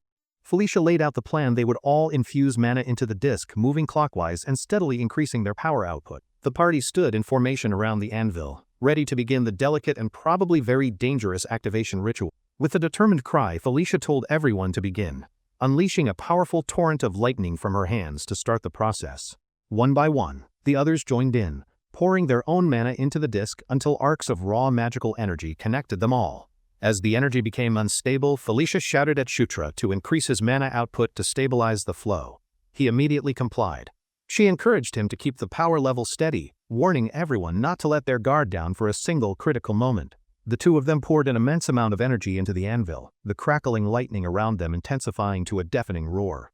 The anvil absorbed the raw power, glowing brighter and brighter as it neared full and probably explosive activation. Shutra gritted his teeth, pushing his mana to its absolute limit as the electrical energy swirling around him became almost overwhelming. His face was a mask of pure concentration and strain as he poured every last drop of his considerable power into the ritual. Suddenly, a massive, uncontrolled bolt of lightning struck down from the cavern ceiling, a very bad sign that something had gone terribly wrong. The world dissolved into a flash. When Shutra could see again, he was standing alone in a dusty, red-hued and unfamiliar cavern. He looked around in horror at his new surroundings, a battlefield littered with the bodies of countless fallen dwarven warriors. A massive, clawed foot slammed into the ground nearby, shaking the earth and announcing the arrival of something very large and very angry. Shutra took in the full, horrifying scene of the complete and utter slaughter that had taken place in this cavern long ago. He stammered, trying to understand what he was seeing, as a deep, ancient voice echoed, addressing its loyal and very dead retainers. He heard a sound from high above and looked up, his heart pounding with a new and very profound sense of dread. He was no longer alone. The dead dwarven warriors were now standing, alive once more and staring up at the sky in terror. His eyes widened as he saw what they saw, a monstrous winged shape descending from the darkness of the cavern ceiling. A massive, terrifying dragon with glowing red eyes swooped down toward them, its silhouette blotting out the fiery, ominous sky. The legendary earth dragon Enkidu let out a deafening roar, commanding its guardians to protect its nest from all intruders, including him. In the fiery vision, Shutra stared defiantly at the dragon as its ancient voice spoke of a gatekeeper between the mortal realms. The monstrous face of the lava dragon filled his vision, its voice booming as it commanded its guardians to stand and fight. Shutra's consciousness was thrown back into his own body, and he collapsed onto the cold stone floor, completely drained from the ordeal.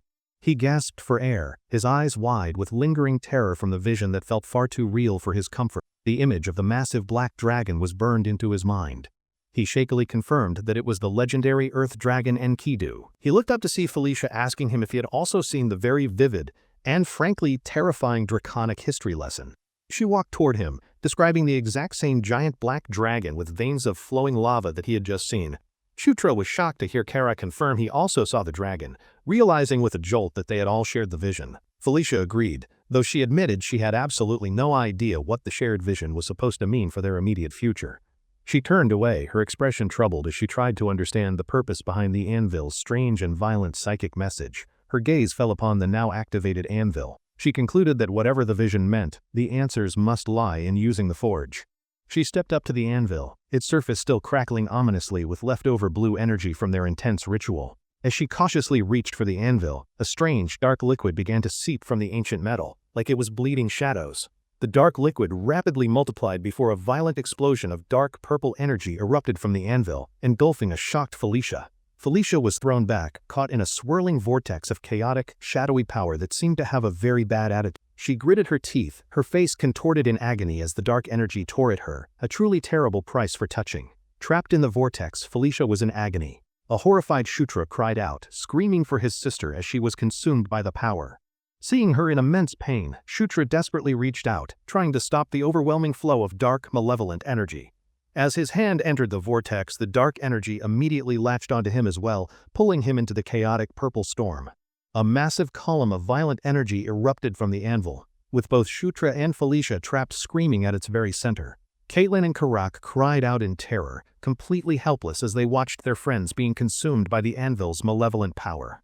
Shutra screamed in agony as the dark, shadowy tendrils of energy tore at him from all sides in the violent vortex. In the void, a voice explained this was Enkidu's trial for all uninvited guests who dared to seek the power of conquest. The voice defined conquest as the act of ruling, just as the purple energy intensified and gathered around the anvil with explosive force. The blast subsided, leaving Caitlin and Karak standing in a chamber now filled with swirling shadows and a distinct lack of princes. A mysterious, pulsating crystal heart, wrapped in dark energy, now lay on the floor where Shutra and Felicia had just been standing. A figure knelt before the heart, reaching out as a dark, twisted weapon began to materialize from the shadows around the crystal. The figure was revealed to be Shutra, now with black streaked hair and a pulsating energy over his eye. He looked terrifyingly different. The scene shifted far away, back to the desolate canyon where the battered remnants of the Allied army were still camped. High above the camp on a cliff edge, a lone, mysterious figure appeared, silhouetted against the night sky as they watched the soldiers. The figure was a red-skinned orc scout, peering through a spike from the clifftop to get a good look at the camp below. He saw the unsuspecting soldiers gathered around their fires and sneered, thinking them absolute fools for believing they could hide from his army. The scout knelt before his imposing leader, asking if they should launch an immediate and devastating surprise strike on the camp. The leader was revealed to be the great chief of the Red Thunder tribe, Yakuzan, a ruthless and intimidating warlord. A cruel smile played on that fucking monster Yakuzan's lips as he considered the delightful prospect of slaughtering the weakened army below. Standing before his massive army and their swamp mammoths, he gave the order to go and clean up the remaining pathetic stragglers. Down in the camp, the Allied soldiers were completely unaware of the doom that was about to rain down upon them from above. Two orc guards on patrol suddenly looked up, alerted by a strange whistling sound coming from the sky directly above their heads. A massive fireball, a projectile launched from the swamp mammoths, hurtled down towards the very heart of their unsuspecting and vulnerable camp. The camp erupted in a devastating explosion, sending bodies and debris flying as the surprise attack threw everything into catastrophic chaos. The soldiers were engulfed in the fiery blast, their defenses completely and utterly useless against the relentless long-range bombardment. The Red Thunder Tribe army, led by their terrifying mammoths, charged into the burning, chaotic remains of the now decimated camp. The enemy warriors roared with bloodlust, their faces twisted into savage grins, as they prepared to slaughter any and all survivors. In the midst of the chaos, Prince Chris fought for his life, desperately trying to hold off two enemy soldiers at once. His face was a mask of desperation and rage as he cursed the fact that his sisters, his strongest warriors, were not there. From his high vantage point, Yakuzan watched the fiery destruction of the camp with a look of immense and villainous satisfaction. He let out a deep, cruel laugh, mocking the foolish demons for ever thinking they could win a fight against his superior forces. He turned to his mages and ordered them to hurry up and finish off the rest of the survivors with their powerful magic. As one of the mages gathered his power, a strange, dark, purple energy suddenly enveloped his hand, stopping him in his tracks. He stared at his hand in confusion and terror, questioning why he could suddenly no longer move it or cast his spell. Down on the battlefield, one of the charging swamp mammoths reared up, its entire body now glowing with the same malevolent purple energy. The mammoth's eye flashed with a blindingly bright, corrupted purple light. It had clearly been taken over by a new, unknown power. The Red Thunder Tribe warriors looked up at their own warbeast in shock.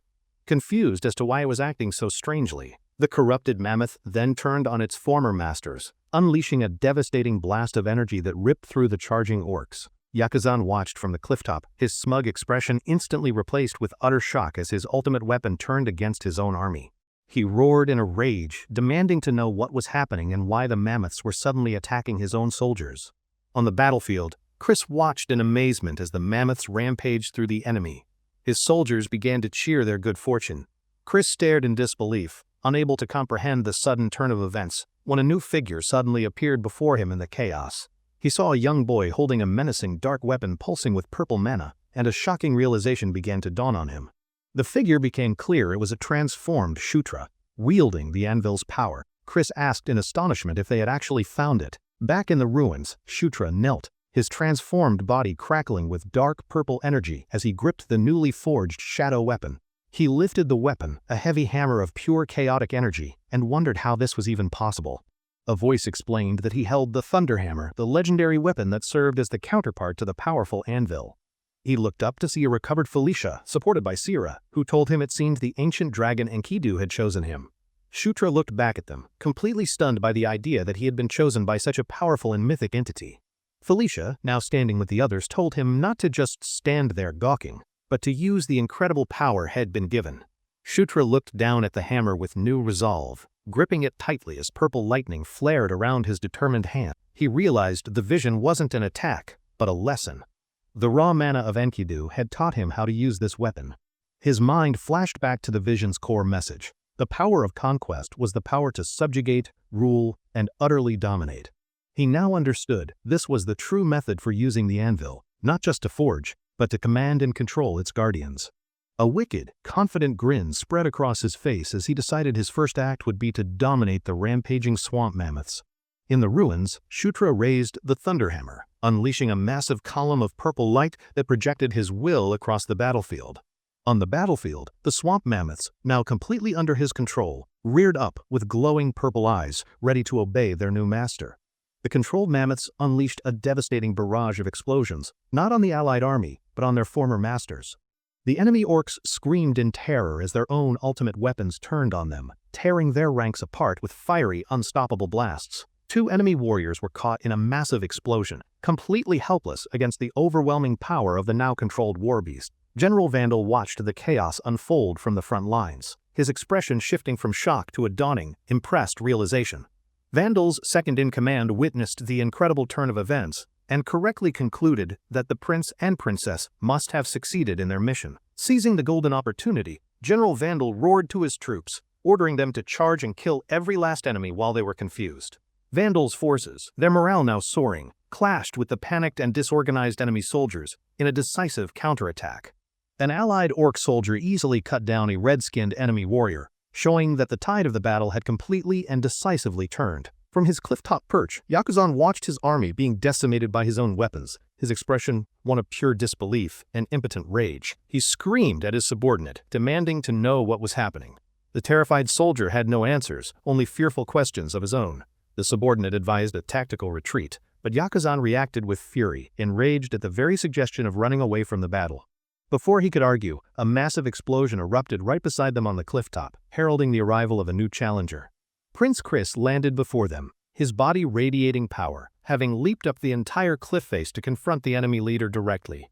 Chris looked at the stunned orc chieftain with cold fury, informing the monster that his reign of terror was officially at an end.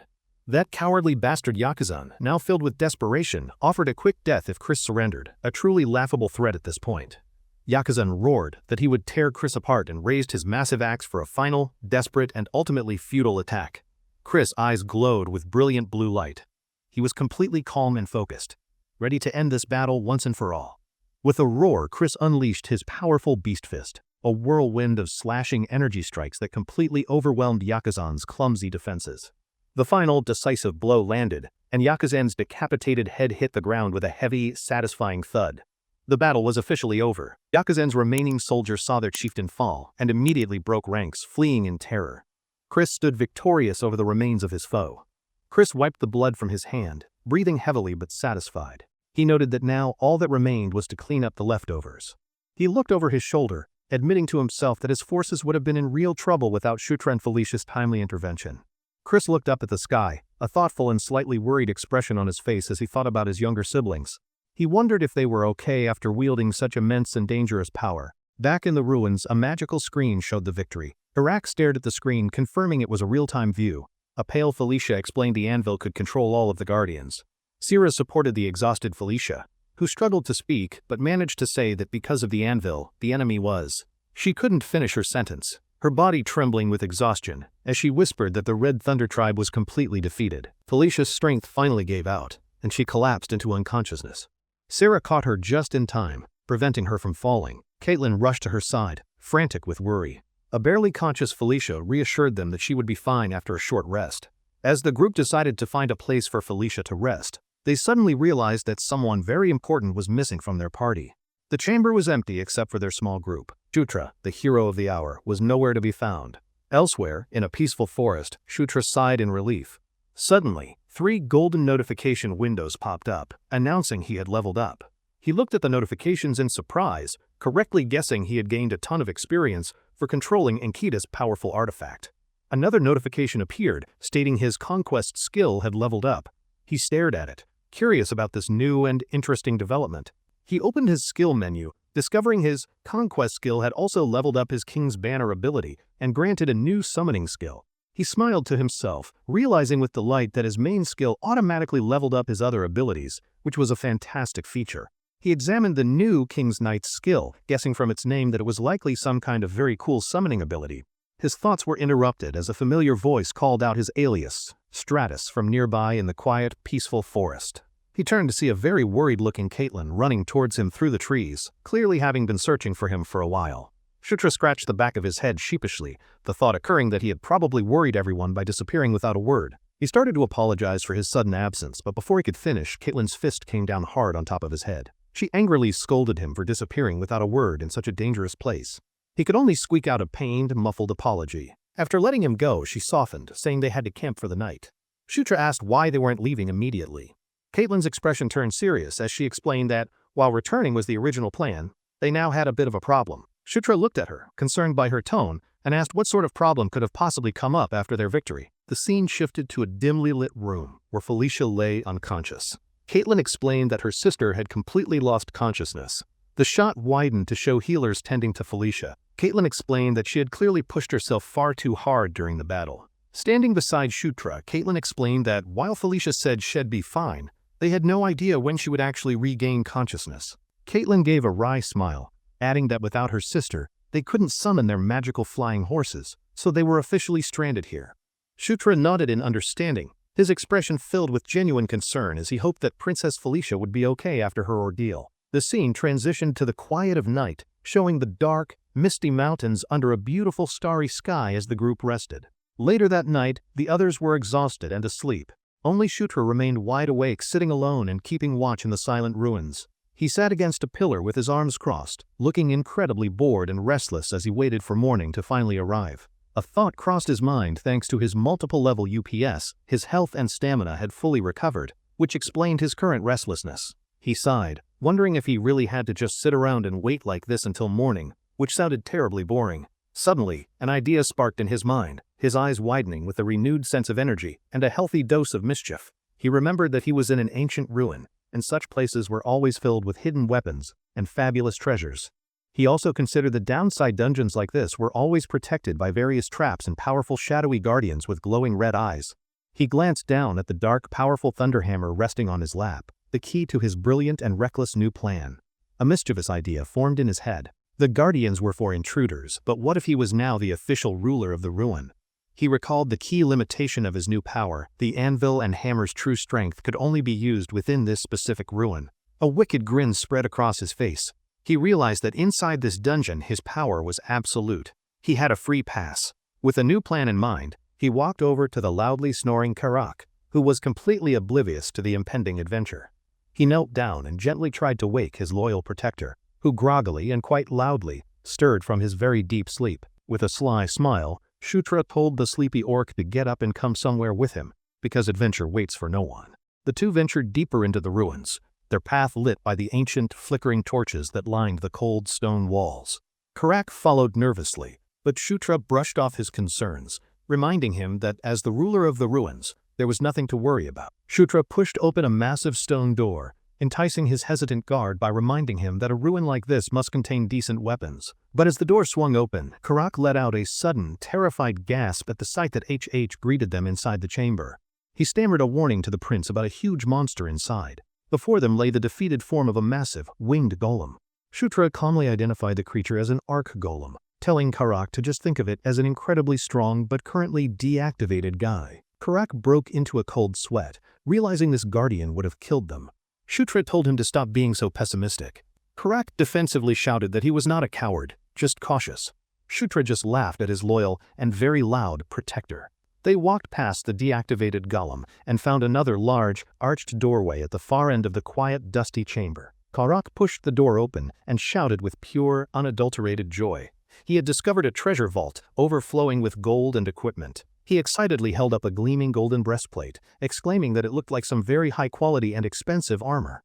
Shutra's eye glowed as he appraised the item, confirming that he could feel a subtle magical power emanating from the excellent armor. Karak's eyes went wide with pure joy and disbelief as Shutra casually offered him the incredible set of magical armor. Shutra explained the armor was far too big for him anyway. In the background, a proud Karak admired his fantastic new gear. As Karak celebrated, Shutra's attention was drawn to a small, ornate chest on a table, surrounded by a few scattered gold coins. He picked up an ancient gold coin, admiring the dragon emblem, before deciding to start gathering useful items for his personal inventory. While looking through the shelves, he generously told Karak to take anything else that he thought might be valuable or particularly shiny. His eyes landed on another large, sturdy-looking treasure chest in the corner, and his natural curiosity was immediately piqued by it. He knelt down and reached for the large chest, wondering what secrets and treasures it might hold for him to discover. Before he could open it, a loud mechanical sound ground from the wall beside him, and he whipped his head around, startled. He watched in shock as a section of the wall slid away, revealing a hidden door emitting an ominous purple glow. He stared into the darkness, realizing with a thrill that he had just discovered a secret space hidden within the treasure vault. A huge, excited grin spread across his face, his eyes sparkling with anticipation as he sensed something truly special was hidden here. He stepped confidently into the glowing purple corridor, his boots echoing on the ancient stone floor as he ventured into the unknown. After a short walk down the narrow corridor, the passage opened up into a massive, impressive, and very circular chamber. His eyes scanned the room and locked onto something in the very center, his breath catching in his throat at the sight.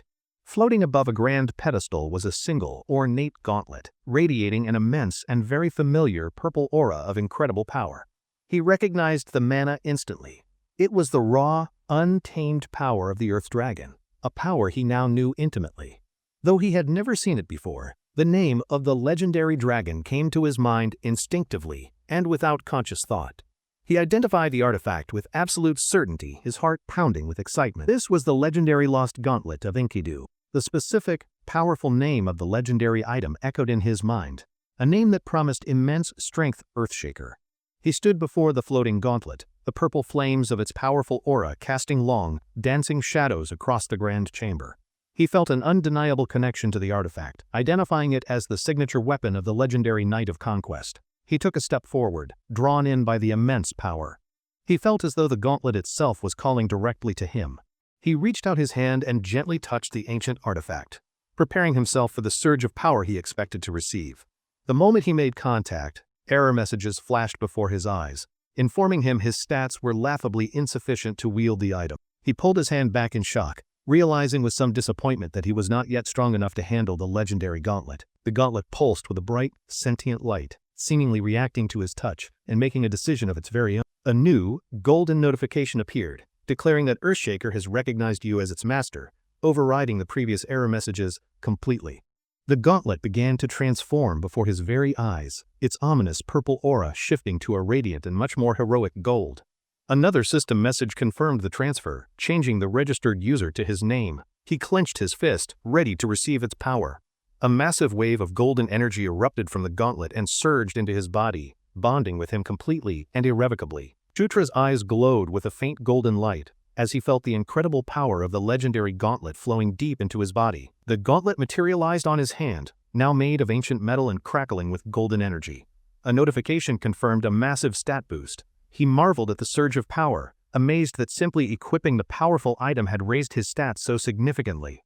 A confident smile touched his lips as he imagined the incredible potential he would unlock once his level really began to rise. He held up his gauntleted hand with a wide, thrilled grin, exclaiming that this incredible item was even better than he had expected. The item information screen for the Gauntlet of Enkidu appeared, solidifying his official and undisputed ownership of the legendary artifact. Suddenly, Karak's voice startled him from behind, asking what that incredible flash of golden light had been just a moment ago. Shutra looked up to see Karak standing at the chamber entrance. He realized with a jolt that his loyal guard had seen everything. Shutra tried to play it cool, but he was clearly nervous, internally complaining about how annoying it was to have his inventory exposed. Karak thoughtfully said that while he didn't understand what he just saw, he knew it would cause trouble if word got out. He gave Shutra a wide, reassuring grin and pounded his fist to his chest, promising to keep his secret safe. Shutra was touched by his guard's unwavering loyalty. Karak then asked if they had everything they needed and suggested they head back. Shutra smiled slyly, admitting that the creepy secret chamber gave him the chills and that he was eager to leave it behind. He agreed that it was definitely time for them to go back to the others, their secret mission having been a resounding success. The two of them walked back out of the secret passage and into the main treasure vault, leaving the chamber behind them. As they were leaving the vault, Shutra's keen eyes caught a glint of something on a far table among the scattered treasures. He quickly stopped Karak, who looked back, annoyed at the delay. Shutra's attention was completely fixed on his new discovery. Karak followed his gaze but saw nothing out of the ordinary among the piles of loot, asking what he was looking at now.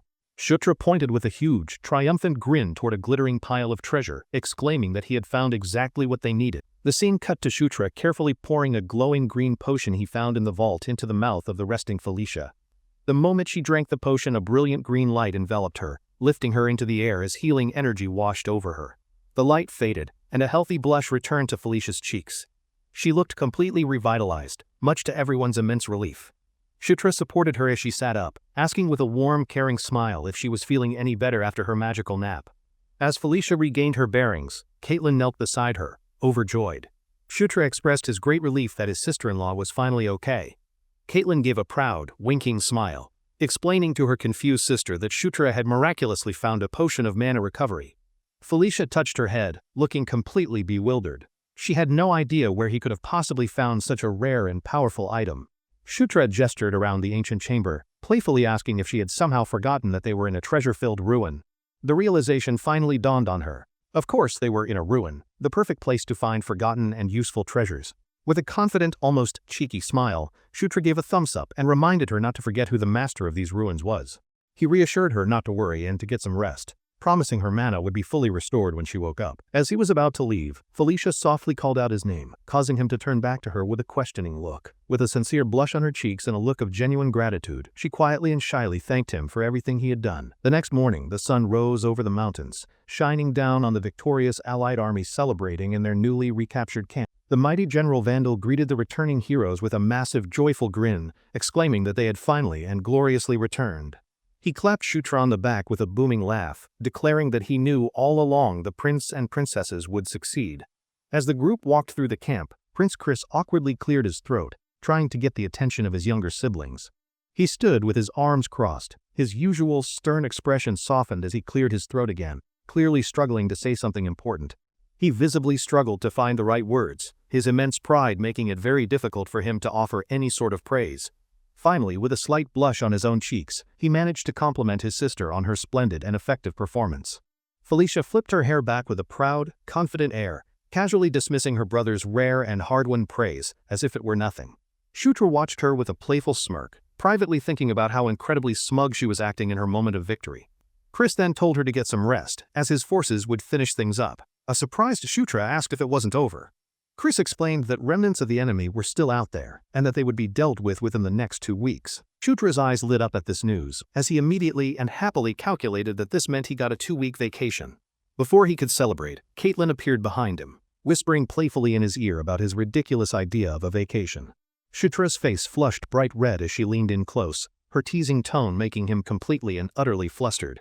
With a beautiful, knowing smile, Caitlin waved goodbye, reminding him that he still had plenty of very important work to do. In a beautiful, sunlit valley, peaceful forests and majestic mountains created a scene of perfect tranquility that was, unfortunately, about to be completely ruined. A sudden blast of crackling blue energy sends Shutra flying, his training session with Caitlin getting off to a rather shocking and painful start. A fist surrounded by brilliant blue energy travels at an incredible speed, ready to deliver another round of what some might call tough love. Princess Caitlin yells at Shutra to focus, helpfully reminding him that if he doesn't pull himself together, this is only going to hurt more. Shutra lands in an undignified heap on the ground, having been forcefully ejected from his previous spot by his sister's very enthusiastic teaching methods. Lying on the dirt, he thinks that while he expected this to be tough, the Beast Fist art training was turning out to be seriously brutal. He recalls Caitlin's mischievous smile, realizing the special training she promised was just a fancy term for getting beaten up repeatedly for his own good. For the first 5 days, explosions of energy were his alarm clock, as his main activity consisted of getting knocked around the forest constantly. After a full week of this intense routine, his perception finally sharpened, and he could actually start to see Caitlin's ridiculously fast punches coming. On the 11th day, another powerful impact shook the ground, signaling that Shutra's grueling ordeal was finally starting to show some real, actual progress. With newfound agility, Shutra successfully deflects one of Caitlin's energy-charged strikes, finally matching her incredible speed and proving he's a fast learner. Caitlin offers a pleased smirk, noting that he is finally starting to keep up with her, which is a significant improvement over being a punching bag. A confident grin spreads across Shutra's face as he replies that after taking so many hits, it was about time he started hitting back. That evening, he reflects on his progress, feeling quite satisfied that his Beast Fist and Aura skills have both reached a respectable level 5. Caitlin announces that he is finally ready to begin learning the Beast God Fist art, the true, advanced version of the fighting style. Shutra is stunned by the news, but Caitlin expresses her genuine amazement, admitting she has never seen anyone learn the basics so incredibly fast. He is filled with excitement, realizing he's about to learn the ultimate secret technique of the legendary lycanthrope warriors, a truly legendary power-up. Caitlin takes his hands and tells him she will now teach him a new way to wield his aura, leaving Shutra completely puzzled by this. She leans in closer, instructing him to follow her lead carefully, as this next part was the most important lesson he would ever learn. Shutra looks at her with complete trust and determination, confirming that he is ready to learn whatever she has to teach him. As they hold hands, a soft blue aura begins to swirl around their fingers, gathering into a small, brilliant ball of pure energy. The energy suddenly erupts into a massive pillar of light, illuminating the entire forest as Caitlin shares her power and knowledge with her brother. With his eyes closed, Shutra can feel Caitlin's powerful aura flowing into him, acting as a guide and showing him a new path. In his mind, the energy flows like a vibrant, living river of light, leading him toward a deeper understanding of his own inner power. He realizes this sensation is both similar to and completely different from the Beast Fist art, allowing him to feel the true depth of aura. He floats in a cosmic space, understanding that aura is the essence of life and can become as powerful as the soul itself. As he drifts deeper, he feels another power awaken within him, the fierce and domineering force of conquest, which seeks to control everything. Suspended in a sea of pure energy, he wonders if this profound connection to life and control is the true nature of his power. The brilliant pillar of blue light continues to blaze in the forest, marking the culmination of his intense and transformative training session. As the experience ends, he receives confirmation that his Beast Fist art and his aura skills have both successfully leveled up once more. Caitlin beams with pride and amazement, telling Shutra that his performance was nothing short of incredible and far exceeded her expectations. Surrounded by a wispy blue aura, Shutra officially acquires the powerful Beast God Fist art, much to Caitlin's delight and excitement. He examines his hand, feeling the new power flowing through him, now having both the Beast God Fist art and the legendary Earthshaker Gauntlet. He clenches his fist, and the powerful blue aura crackles around it, a clear sign of the immense new strength he now commands. A wave of energy flows from him, swirling through the clearing and demonstrating the impressive results of his hard work and dedication. He is quite pleased with himself upon discovering he has reached level 14, a smug grin spreading across his face at the accomplishment. He declares that this is where his real journey begins, unaware that the massive General Bando is observing him from behind a nearby tree. General Bando watches the young prince with a serious and thoughtful expression, having witnessed his incredible and rapid growth firsthand. The next morning, the sun rises over the bustling military camp, signaling the start of a new day and a new chapter. Inside a quiet tent, Shutra and Caitlin enjoy a meal together, but Shutra has a serious question on his mind. He asks Caitlin about Princess Felicia, and she pauses, curious about what he wants to know about their complicated sister. He bluntly asks why Chris and Felicia seem so distant, a question that clearly catches Caitlin completely off guard with its directness. He knows Felicia is a crucial ally for his plans, and he worries that her strained relationship with Chris might become a problem. Caitlin explains that while they don't exactly hate each other, there is a noticeable and unfortunate distance between the two siblings. She adds that there wasn't a single incident that caused the rift, prompting Shutra to ask what the real reason could possibly be. Caitlin suggests it might have something to do with Chris and Felicia's twin brother Sylvan, a name Shutra is very surprised to hear. Caitlin gently scolds him for speaking the name so carelessly, and Shutra quickly apologizes, explaining that he was just caught off guard. He remembers Sylvan Doomblade from his past life in the game as a particularly troublesome and powerful opponent he had to face. Just as he begins to consider the implications of a problem between Chris and Sylvan, a voice suddenly interrupts their private conversation. Prince Chris looms over their table, having entered the tent without them noticing, and casually remarks that he has found them both. Caitlin, startled by his sudden appearance, asks her brother what he's doing here so early in the morning. Chris announces that the cleanup operation is finished ahead of schedule, and that they will all be leaving for home this very afternoon. Shutra looks confused by the sudden change of plans, and asks his brother exactly where they are supposed to be going. Chris grins, telling him the answer is obvious. With their mission accomplished, it's time for them to report back to the castle. Later, the group gathers to say their farewells, and General Bandal shakes Shutra's hand, thanking him for his incredible contributions. Bandal looks at the young prince with deep respect, telling him he eagerly awaits the day they will meet on the battlefield again. Shutra smiles warmly and promises the formidable orc general that he will be waiting for that day as well. With their goodbyes finished, Chris turns to the group and asks if everyone is ready to finally head home, to which Shutra confidently agrees. A determined smile spreads across Chris's face as he announces their ultimate and rather intimidating destination, the Demon King's castle. The scene shifts to a colossal, Gothic castle, with towering spires that pierce a blood-red sky, an ominous sign of their journey's end. Inside, a vast throne room is steeped in shadow, where a lone, powerful figure is silhouetted against three massive arched windows. The Demon King sits upon his throne, a colossal and intimidating ruler clad in menacing armor, his face completely hidden in darkness. The journey back to this formidable castle is simple in theory, as the royals and their followers travel swiftly through the dark forest. Their first step is to reach a long-distance teleportation circle, a powerful magical platform that can instantly transport them across the continent. However, the journey to the circle itself will take 3 days of roughing it, as they camp under the stars without any inns.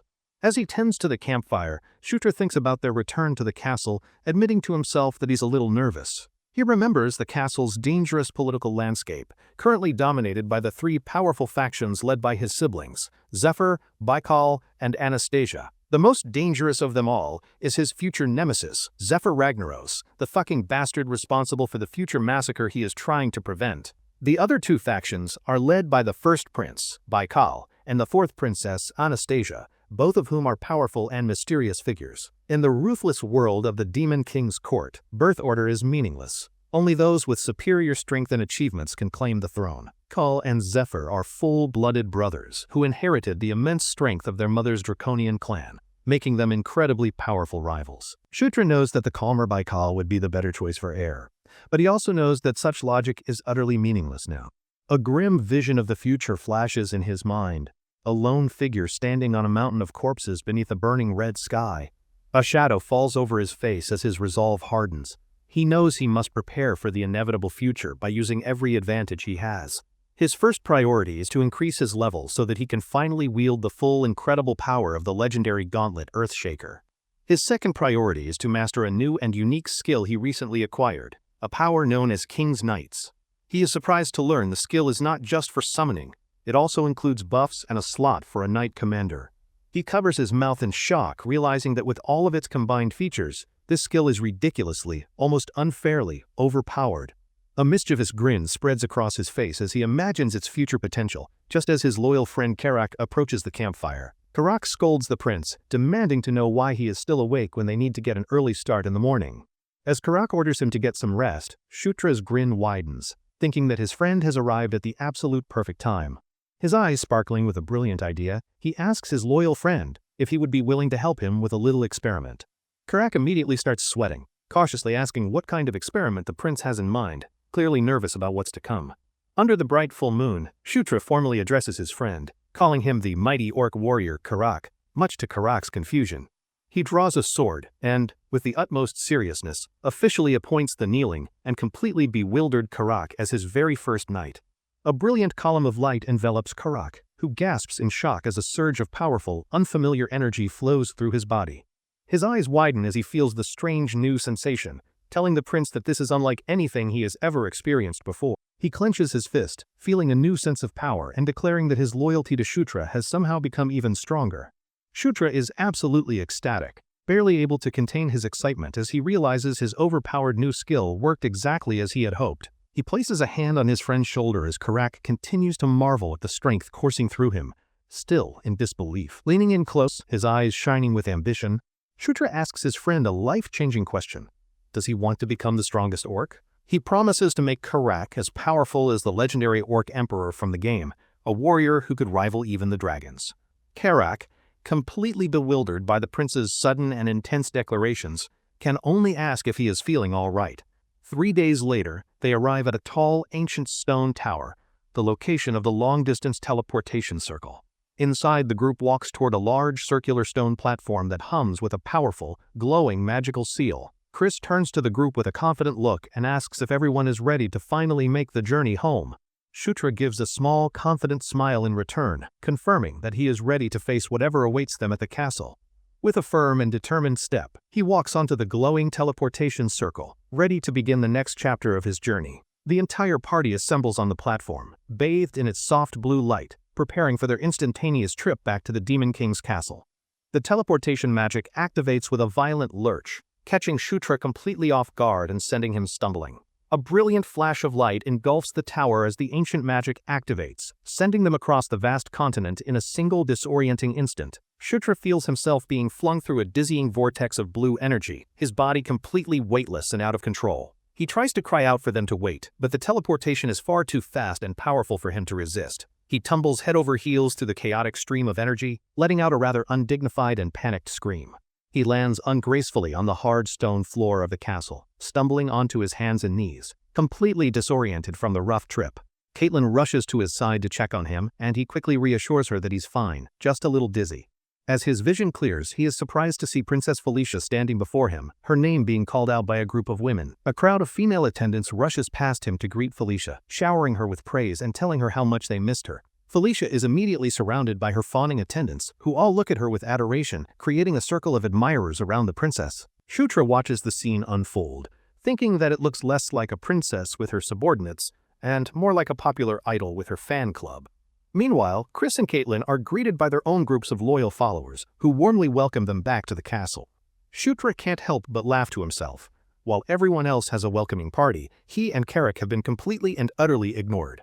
As he and Karak stand awkwardly to the side, he feels a distinct and clear sense of separation from his more popular siblings. Watching the different groups interact, he finally gets a clear and sobering picture of his current, insignificant standing within the castle's political hierarchy. He lets out a quiet sigh but isn't discouraged in the slightest, as this is exactly the cold reception he had been expecting. He turns to his loyal knight, his expression firm with new resolve, and asks his friend if he is ready for what comes next. A determined glint appears in his eyes as he declares that from this moment forward, they will start to change things, one step at a time. Later, Karak and Shutra are shown to their modest room, with Shutra sarcastically noting that at least they were given a room at all. Karak informs him that they have free time until the official events begin tomorrow, but Shutra feels it's more like being forgotten somewhere. Suddenly, a series of knocks echoes from their door, startling Shutra and leaving him to wonder who could possibly be visiting them. The visitor is a professional-looking woman who politely introduces herself as Flora Sevensword, an agent from the Real Estate Management Bureau. Shutra asks why someone from such a prestigious office is here, and Flora explains it is because his public merit level has significantly increased. She announces that he is now officially eligible to choose a new, more fitting residence, leaving Shutra completely shocked by this wonderful news. He later arrives at the Office of Public Merits, where he is greeted by another official, a woman with the lower body of a serpent.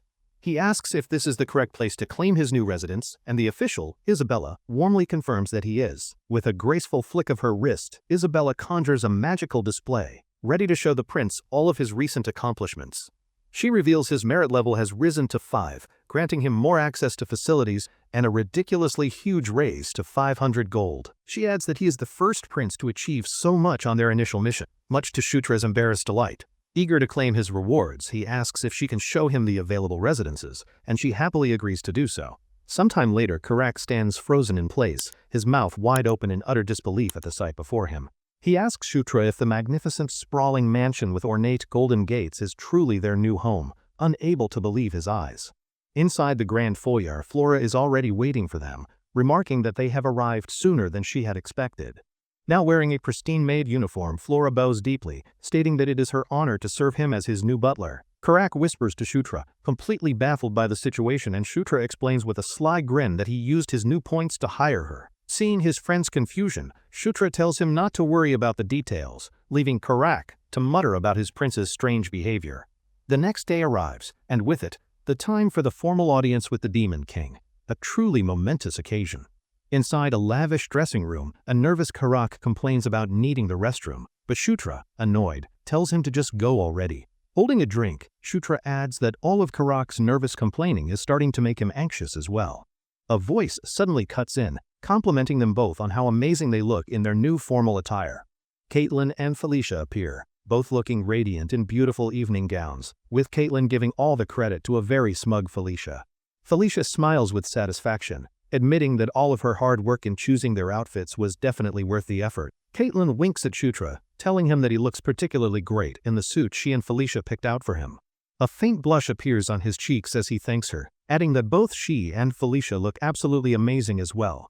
Caitlin beams with delight at the compliment, while Felicia tries to hide her pleasure, stating that of course they look good. Prince Chris approaches, looking regal and serious, and reminds Shutra that this is his very first official audience ceremony. He points a confident finger at his younger brother, telling him that today, he is the star and must prove his worth. Shutra looks back at him with a determined smile, confirming that he is ready to face the challenge and impress everyone. The great doors before them swing open, revealing a blindingly bright light. Shutra knows many will think his success was just luck. He knows a crowd of skeptical and powerful demons is waiting, but he is ready to prove them all wrong. With unwavering confidence, he takes the lead, walking into the throne room with his siblings, ready to face their father. The royal siblings kneel before the Demon King's throne, in the vast hall, surrounded by the powerful nobles of the demon realm. Chris formally announces himself as the 7th prince, his voice steady and respectful as he addresses his powerful father.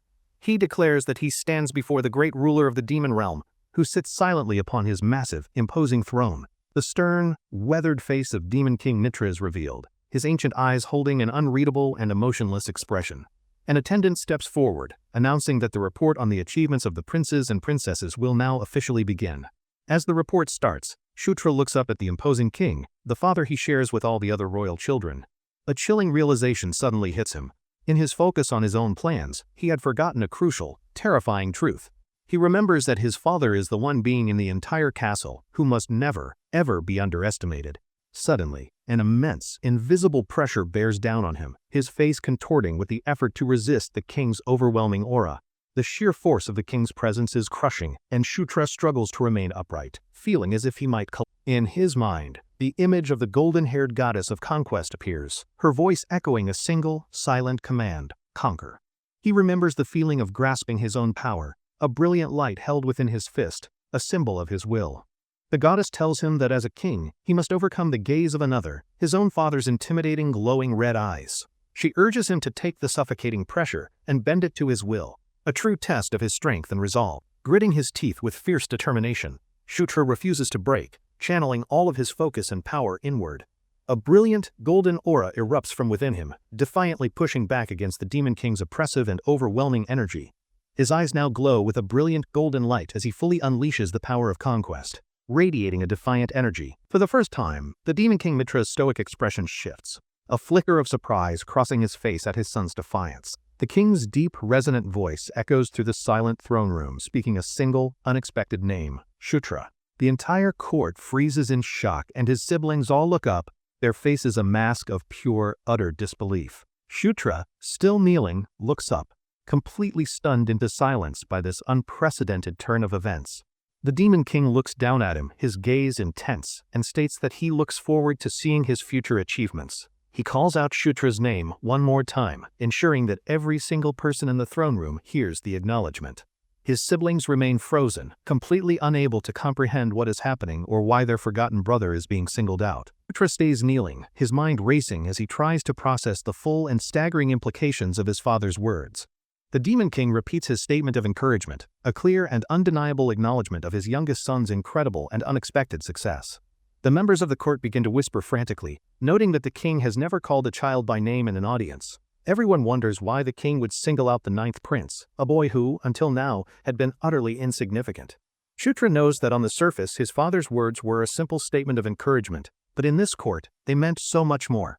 It was a statement that no one had ever heard from the Silent King before, and with it, everything had irrevocably changed. He promises to live up to the king's expectations, his first audience concluding with a powerful impression on all who witnessed it. Back at his new mansion, Karak's frantic voice urges the prince to get up, a sense of urgency in his tone. A groggy Shutra asks what the commotion is, and Karak reveals a letter from the Office of Public Merits has just arrived. Taking the letter, Shutra wonders why the office would be contacting him again so soon after his rewards were just issued. As he breaks the seal and reads the contents of the letter, his eyes fly open, in complete and utter shock. An intensely curious Karak demands to know what the letter says, but Shutra admits he isn't sure how to feel about it. He looks up at his loyal friend and delivers the stunning news. Their father, the Demon King, has given him a personal mission. Shutra later meets with his siblings in a grand, sunlit room to discuss this surprising new and unexpected development. Chris reads the mission details explaining it's a monster extermination task, and Caitlin realizes this means he's heading to the Anger Plains. Shutra asks if that is the Centaurs' territory, and Caitlin confirms it, adding that she and Chris once trained there. Chris regrets he cannot go, but Caitlin confidently states that Shutra will be perfectly fine and can manage on his own. Chris's expression turns serious as he offers his younger brother some very important and timely advice before his departure. He warns Shutra that from now on, everyone in the castle will be watching his every move with great interest. He explains that some will try to get close to him, while others will view him as a dangerous new threat. Shutra's gaze hardens, knowing that not even the fearsome and powerful Zephyr was ever acknowledged by name in an audience. Chris offers his full support, telling his brother not to hesitate to ask for help, which Shutra gratefully accepts. As a final piece of advice, he tells Shutra to visit Felicia before he leaves, as she has a gift for him. They find Felicia in a stable, where she explains that he will need a good pair of legs to travel through Centaur territory. She offers him 2 large reptilian mounts for his journey, and a grateful Shutra thanks her for the generous gift. Felicia then holds out her hand, telling him she has something else for him, much to Shutra's surprise and curiosity. In her palm lies a beautiful necklace with a glowing blue gemstone, which he instantly recognizes as a legendary Dark Elf's tear. He is stunned, knowing this is a sacred treasure that, in the game, could only be obtained by defeating her in battle. Felicia explains that her people never forget a kindness, and this is her way of repaying him for saving her life. She wishes him a safe journey and then, in a completely uncharacteristic gesture, pulls him into a warm and surprising hug. Blushing and completely flustered, he almost calls her by an informal nickname, caught off guard by her sudden show of affection. Just as he is about to speak, she abruptly pushes him away, her own cheeks now slightly flushed. She turns her head, clearly feeling awkward about her own display of emotion, which Shutra finds rather amusing.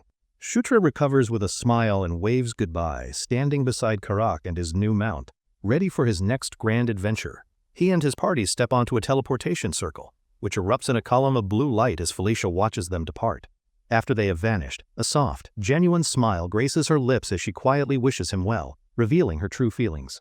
A brilliant flash of light marks their arrival in the middle of the vast and untamed Anger Plains. The light fades, revealing Shutra, Karak, and their 2 reptilian mounts standing on the teleportation platform, their new journey now beginning. looks around at the new surroundings and asks if they've arrived, and Shutra, with a confident smirk, confirms that they have. They are immediately greeted by a woman who respectfully addresses the ninth prince, welcoming him to the plains. She introduces herself as Karma, the ranger who has been assigned to be their official guide for this important mission. Shutra politely introduces himself in return, observing that she has the upper body of a human and the lower half of a beast.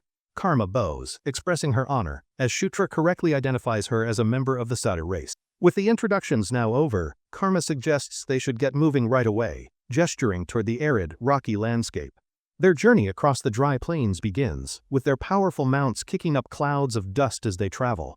Karma, running effortlessly, sets the pace, explaining the journey will take 2 days, and asking if Shutra minds traveling with few breaks.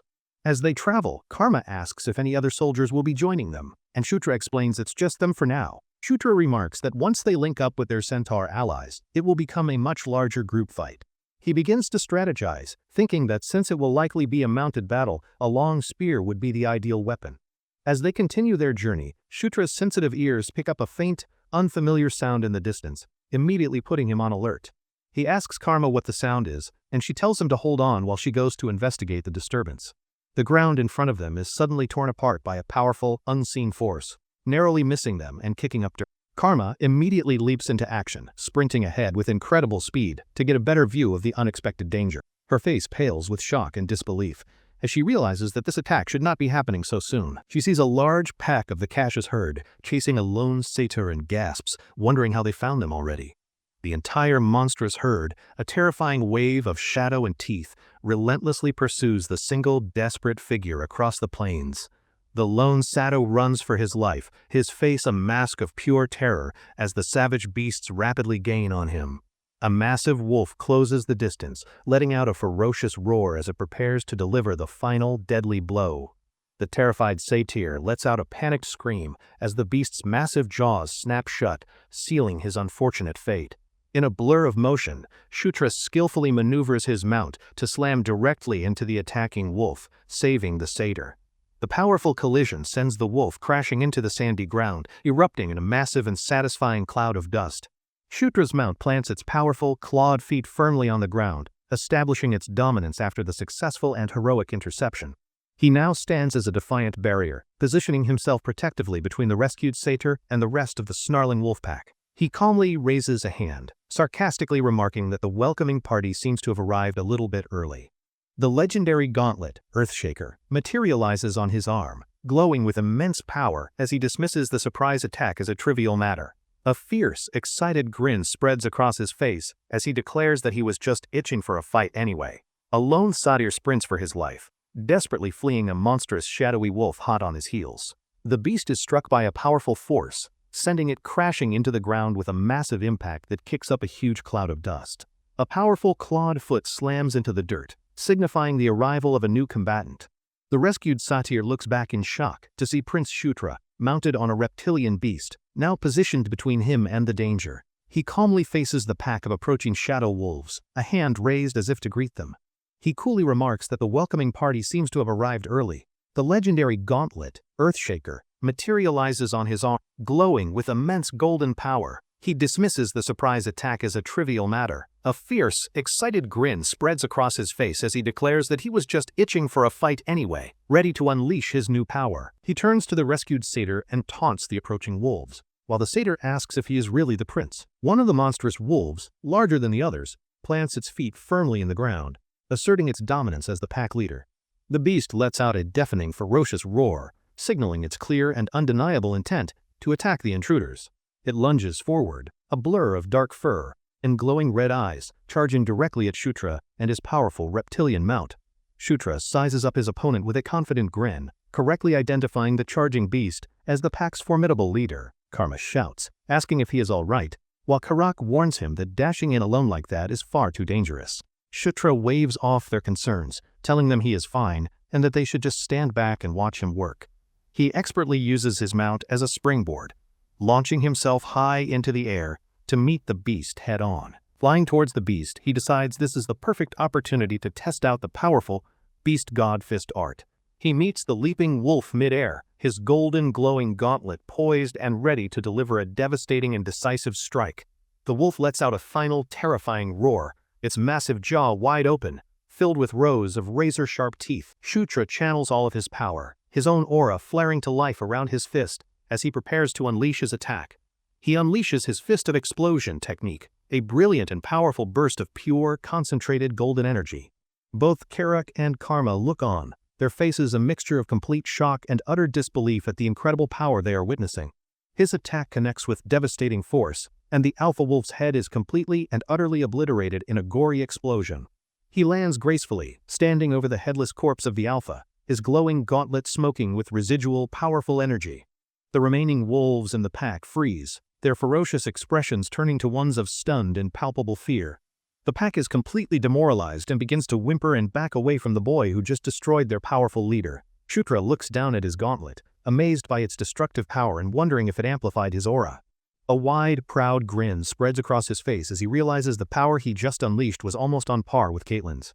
His companions are equally impressed, praising him for taking out a Cassius beast in a single, incredible strike. The rescued satyr introduces himself as Swift Wind, a scout sent to escort them, and now offers to guide them. As the group prepares to move on, the headless body of the alpha wolf begins to glow with a strange, ominous purple light. After a long journey, the group finally arrives at a ridge, overlooking the vast and bustling centaur settlement in the Engel Plains. A diagram illustrates the 4 main centaur tribes that inhabit the plains: Fierce Wind, Heavy Rain, Raging Flame, and Rough Night. The Raging Flame tribe is the most powerful, and its leader serves as the High Chieftain, who welcomes them to the settlement. The formidable centaur warrior introduces himself as Savage Eyes, the High Chieftain of all the centaur tribes. Shutra immediately recognizes the name, as Savage Eyes was an unavoidable and pivotal character for anyone who played the game.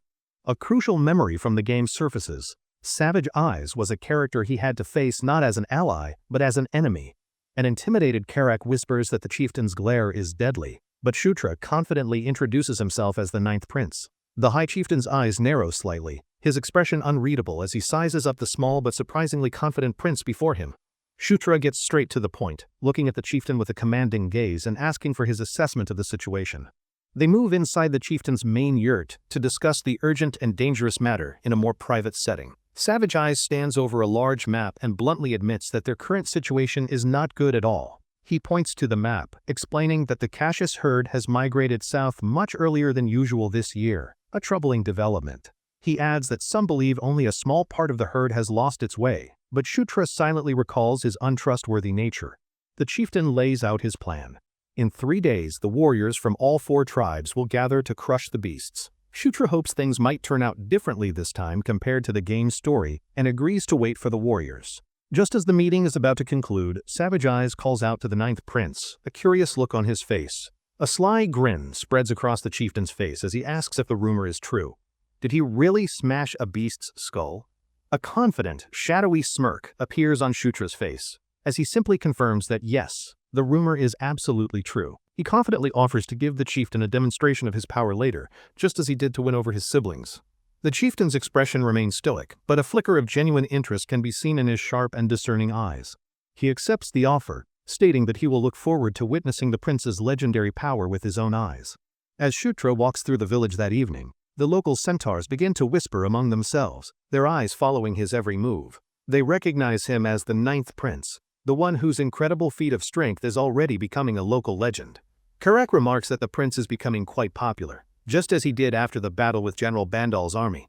He jokingly boasts that his popularity is due to his natural charm, then immediately mutters that he probably shouldn't have said that. Karak smiles and advises the prince to get some well-deserved rest before the big day and the upcoming battle.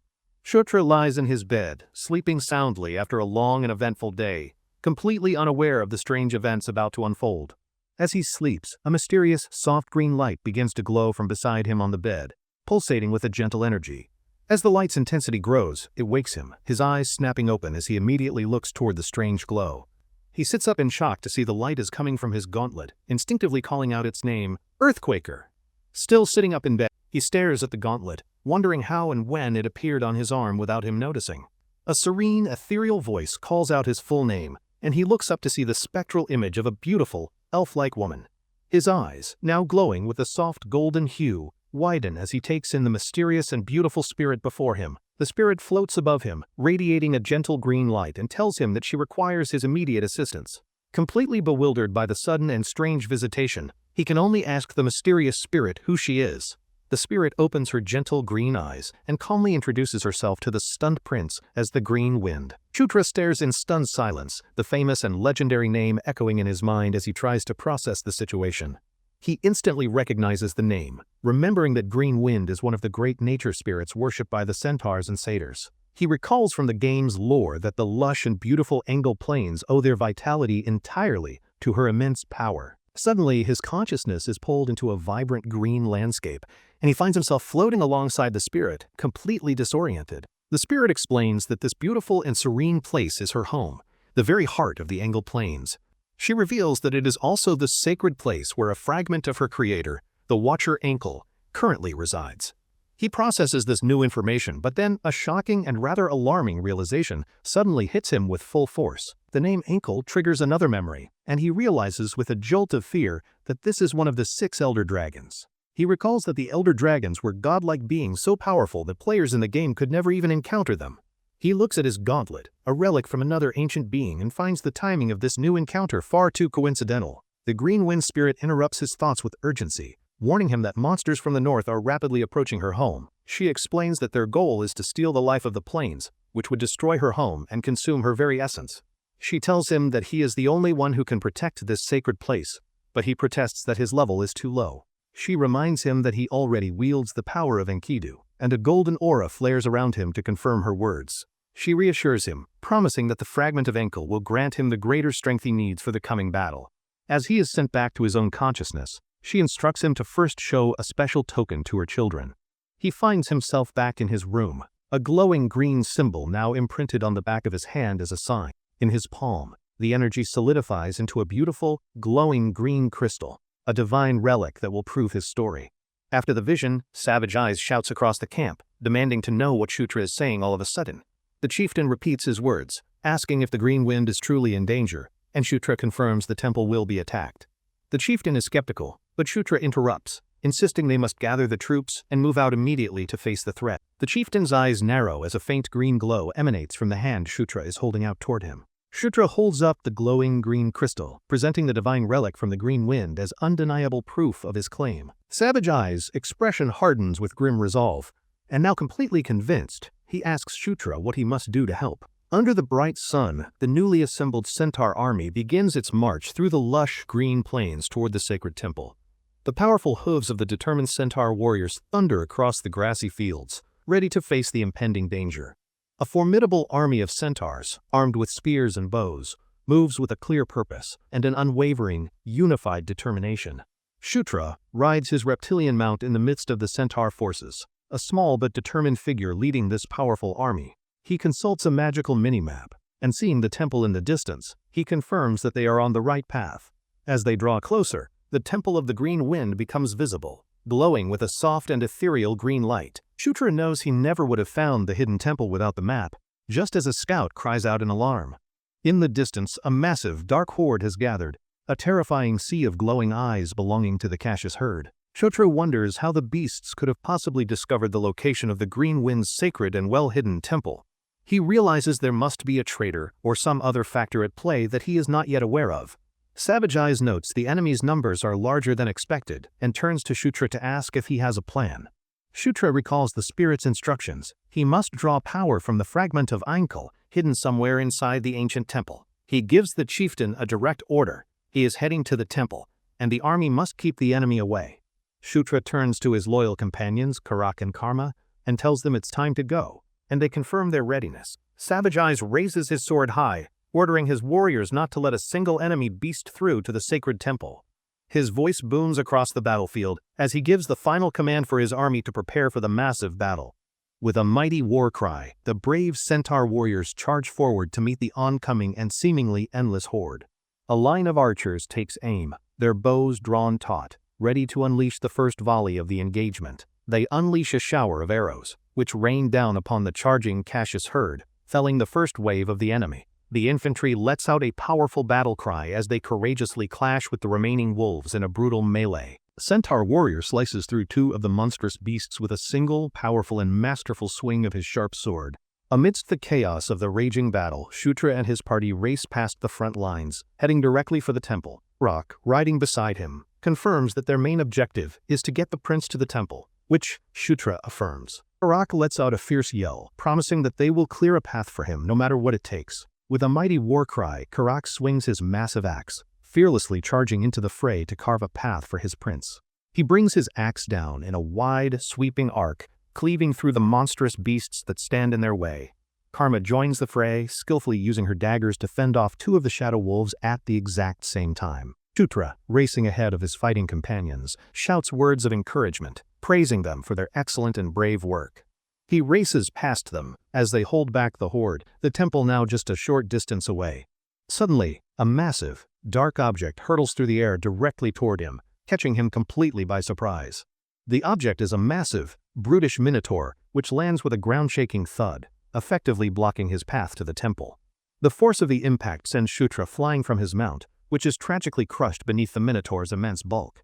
The minotaur, wielding a crude but effective wooden club, lets out a guttural and absolutely terrifying roar of triumph. It stomps toward the fallen prince, its sheer size an intimidating sight, as Shutra groans in pain from the fall.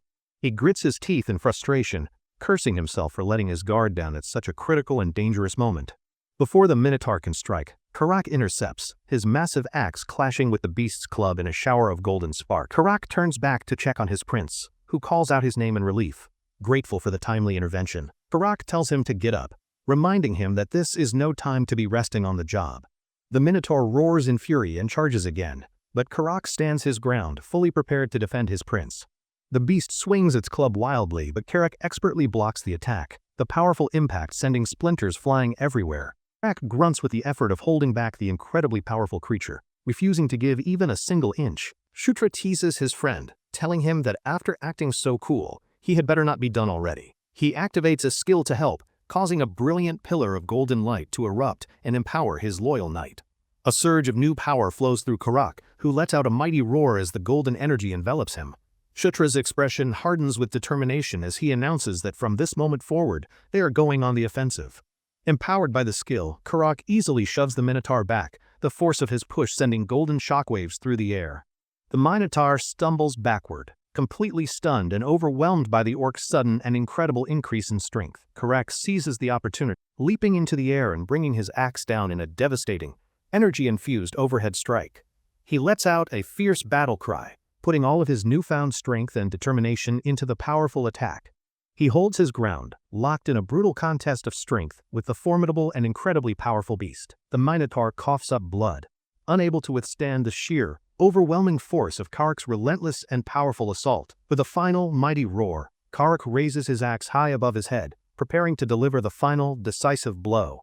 He brings it down with enough force to shatter the ground, finishing the beast for good and ending the threat. The impact sends a massive cloud of dust into the air, marking the end of the difficult and hard-fought battle. Karak tells Shutra to go on ahead, and the prince, trusting his knight, continues his sprint toward the ancient temple. He runs with all his might, his red cape billowing behind him as he races toward the glowing and ancient structure. He dashes up the grand stone staircase and through the temple's massive, open doorway, finally reaching his destination. Inside, a familiar voice urges him to hurry, and he looks around, calling out the name of the Green Wind. The spirit's voice instructs him, telling him that his legendary gauntlet will now guide him to his destination. A stream of green light flows from the gauntlet, leading him deeper into the temple's mysterious and ancient interior. The green light guides him through the temple's ancient and cracked corridors, showing him the way forward. The path of light leads him to a sacred inner chamber where thick, gnarled roots cover the stone floor. In the center of the room stands a colossal ancient tree, pulsating with a powerful, divine green energy. The tree's thick, ancient branches seem to hum with a life of their own, glowing with the same brilliant green light. Leaves swirl around him as he takes in the magnificent and awe-inspiring sight, completely captivated by its ancient beauty. The spectral form of the Green Wind appears before him once more, a single glowing hand outstretched toward the tree. Shutra looks on, his eyes wide with anticipation and wonder, ready to discover the temple's final, hidden secret.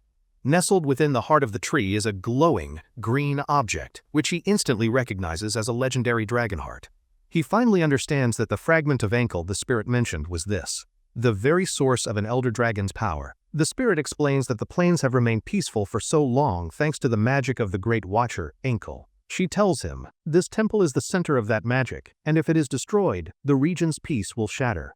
She tasks him with awakening the ancient magic of Ankle and stopping the horde, a truly monumental and daunting responsibility. Outside, Savage Eyes rallies his troops, ordering them not to retreat and to protect the temple at all costs. Karak fights with savage intensity, bringing his axe down on a minotaur with incredible and overwhelming brutal force. Karma, surrounded by shadow wolves, fights with skill and ferocity, her daggers flashing as she bravely holds the line. Outside, one of the newly awakened tree guardians looks on in shock, sensing the overwhelming numbers of the enemy. She asks him to protect the Engle Plains and her children with the magic Ankle left behind, offering him the dragon heart. Shutra reaches out and places his hand on the glowing artifact, ready to accept the immense power and responsibility. A massive surge of green energy erupts from the dragon heart, flowing directly into him with incredible, overwhelming force. As the immense power flows into him, his head snaps upward, completely unprepared for the vision that is about to unfold. His consciousness is pulled into a vast, starry expanse, where he stands before the colossal and majestic elder dragon, Ankle. Shutra stares up at the divine being, completely awestruck, and can only whisper its legendary and powerful name. The elder dragon's three ancient eyes glow with an unfathomable power as it gazes down at the small boy before it. A deep, resonant voice gives him a simple command, take it. As a massive wave of green energy surges toward him, back in the temple, a brilliant ball of light erupts from the roof, a sign of the ancient power being unleashed. The light shoots into the sky, creating a massive pillar of green energy that can be seen for miles around. The centaur warriors and even the minotaurs stop and stare in awe at the incredible and unexpected display of power. Karak, in the midst of the battle, looks up in shock, wondering if this is somehow the prince's doing. On the battlefield, massive, thorny vines erupt from the ground amidst the fighting, snaking their way toward the enemy horde. The warriors look up in awe as a green beam shoots from the temple and the vines swirl into a vortex. A colossal foot made of gnarled wood slams down onto the battlefield, announcing the arrival of a new, powerful force. The magic fully materializes, revealing an army of massive sentient tree creatures, the ancient guardians of the forest, now awakened. A group of minotaurs and shadow wolves finds themselves completely surrounded by these newly awakened and formidable forest guardians. The guardians waste no time, immediately attacking the surprised beasts with the full force of their ancient, natural power. A minotaur roars in agony as a tree guardian's powerful branch-like arm slams into it with devastating, crushing force. The battlefield descends into chaos as the guardians mercilessly attack the invading horde, completely turning the tide of the battle. Inside the temple, the green wind announces with relief that the ancient and powerful magic of Ankle has finally been awakened. She turns to Shutra, her heart full of gratitude, and thanks him for saving her home, the Engle Plains. But as Shutra holds the dragon heart, the immense energy flowing from it doesn't stop, much to his surprise. Instead of just awakening the temple's magic, the dragon heart continues to pour its overwhelming power directly into his body. The spirit looks on in complete shock, completely bewildered by this unexpected and highly unusual turn of events. She asks why the mana of Ankle is flowing into him instead of just empowering the temple's defenses. Her expression turns to one of pure horror as she asks if he is actually trying to absorb the elder dragon's power. His body convulses under the strain of the overwhelming energy, his eyes turning white as the power threatens to tear him apart. The spirit shouts at him to stop at once, warning him that his mortal body will not be able to withstand the strain. Despite the immense pain, a golden light radiates from him as he receives a notification that his level has increased. The wounds and strains on his body begin to heal instantly, the golden light sealing the cuts on his face. The green wind watches in stunned silence as his grievous wounds completely vanish in an instant, a truly miraculous sight. His power continues to surge, and 2 more notifications appear, announcing that his level has increased again and again. In his consciousness, the goddess of conquest appears, her voice echoing with a single powerful command to conquer the power. Her voice instructs him to subdue the dragon heart and make its immense and ancient power kneel before his will. He closes his fist, ready to dominate the ancient power and make it his own, no matter the cost. The goddess declares that even the remnant of an elder dragon shall kneel before him and his indomitable will. Back in the temple, the glowing green dragon heart is fully absorbed, embedding itself directly into his chest. The ancient tree in the center of the temple pulses with a brilliant and final burst of divine, magical light. The light then settles, and a serene, magical glow fills the chamber, with embers of light floating gently through the air. Shutra stands hunched over, breathing heavily as he recovers from the intense and painful ordeal, a green aura now surrounding him. He slowly straightens up, his face hidden in shadow, the incredible and dangerous transformation now finally complete. The goddess's voice echoes one last time, addressing him by his new title, You, the Knight of Conquest. A flurry of notifications confirms his incredible power-up, granting him a dragon body, dragon blood, and immunity to all poisons. He examines his new status screen, which now shows him at level 17 with the incredible new title of Dragonborn. The term Dragonborn refers to a being who has awakened their latent dragon genes, allowing them to wield powerful dragon magic. He recalls that his greatest enemy, Zephyr, was a Dragonborn, having awakened the power through his own draconian inheritance. The spirit tells him he has now truly obtained the spirit and body of a dragon, as she can feel Enkel's power within him. She admits she is not disappointed, as this power had been sealed away for a millennium, unusable by anyone until now. She addresses him as the successor to the Watcher Enkel, and tells him that she now has only one final wish. She asks him if he will use his new power to protect the Engel Plains and her children, the centaurs and satyrs. A confident smile crosses Shutra's face as he readily accepts her sacred and important request without a moment of hesitation. Outside, the battle continues to rage, with the awakened tree guardians easily tearing through the enemy forces with their immense strength. The scene focuses on a massive, hulking beast, a Minotaur commander who seems to be leading the entire enemy army. This commander stands out from the rest, its presence radiating a powerful aura as it single-handedly battles a tree guardian.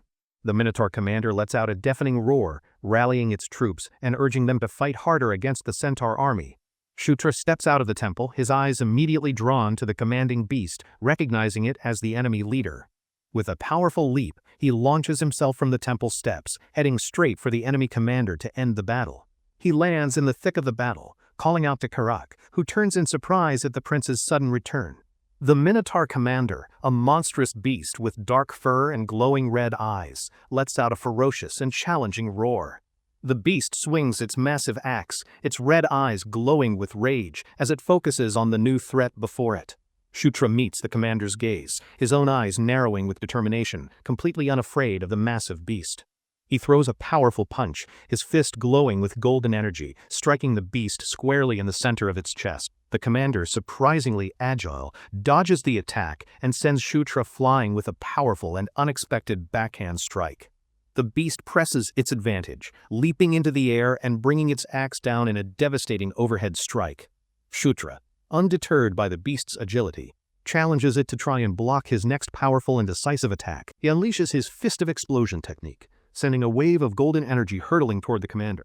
He braces for the impact, expecting his powerful attack to do significant and possibly fatal damage to the beast. To his shock, the attack has little effect, and he grits his teeth in frustration at the beast's incredibly thick hide. The Minotaur commander takes the hit and immediately retaliates, its glowing red eyes fixed on him as it swings its axe. Shutra barely manages to dodge the attack, realizing that even his most powerful move is not enough to defeat this enemy. A confident smirk appears on his face as he decides it's time to show the beast something completely new. He activates his newly acquired skill, Dragon Blood, and a swirling, powerful purple aura erupts all around him. A notification announces that his gauntlet, Earthquaker, is now releasing its true power, crackling with immense purple energy. Shutra focuses all of his newfound power into his gauntlet, declaring he will stake everything on this one decisive strike. The Minotaur commander roars and charges, swinging its axe, as Shutra meets the attack with his own brilliant energy blast. As their powers collide, Shutra confidently calls out to his loyal knight, telling him that it is now his turn to act. He uses his Summon the King's Knight skill, instantly teleporting Karak directly behind the surprised Minotaur commander. Karak appears in a flash of light, bringing his axe down with devastating force on the back of the commander's head. The commander roars in agony, stunned and wounded by the completely unexpected and perfectly timed blow from behind. Shutra, his gauntlet crackling with energy, warns the beast to look forward to what's coming next, his confidence now soaring. The commander's red eyes narrow, sensing the immense and dangerous power that is gathering directly in front of it. A fierce grin spreads across Shutra's face as he promises this next attack will be completely different from the last one. He unleashes the Earthquaker's secret art, a technique combining all of his powers into one overwhelming and devastating attack. He flies toward the beast, enveloped in a massive vortex of golden and purple energy, ready to end the battle.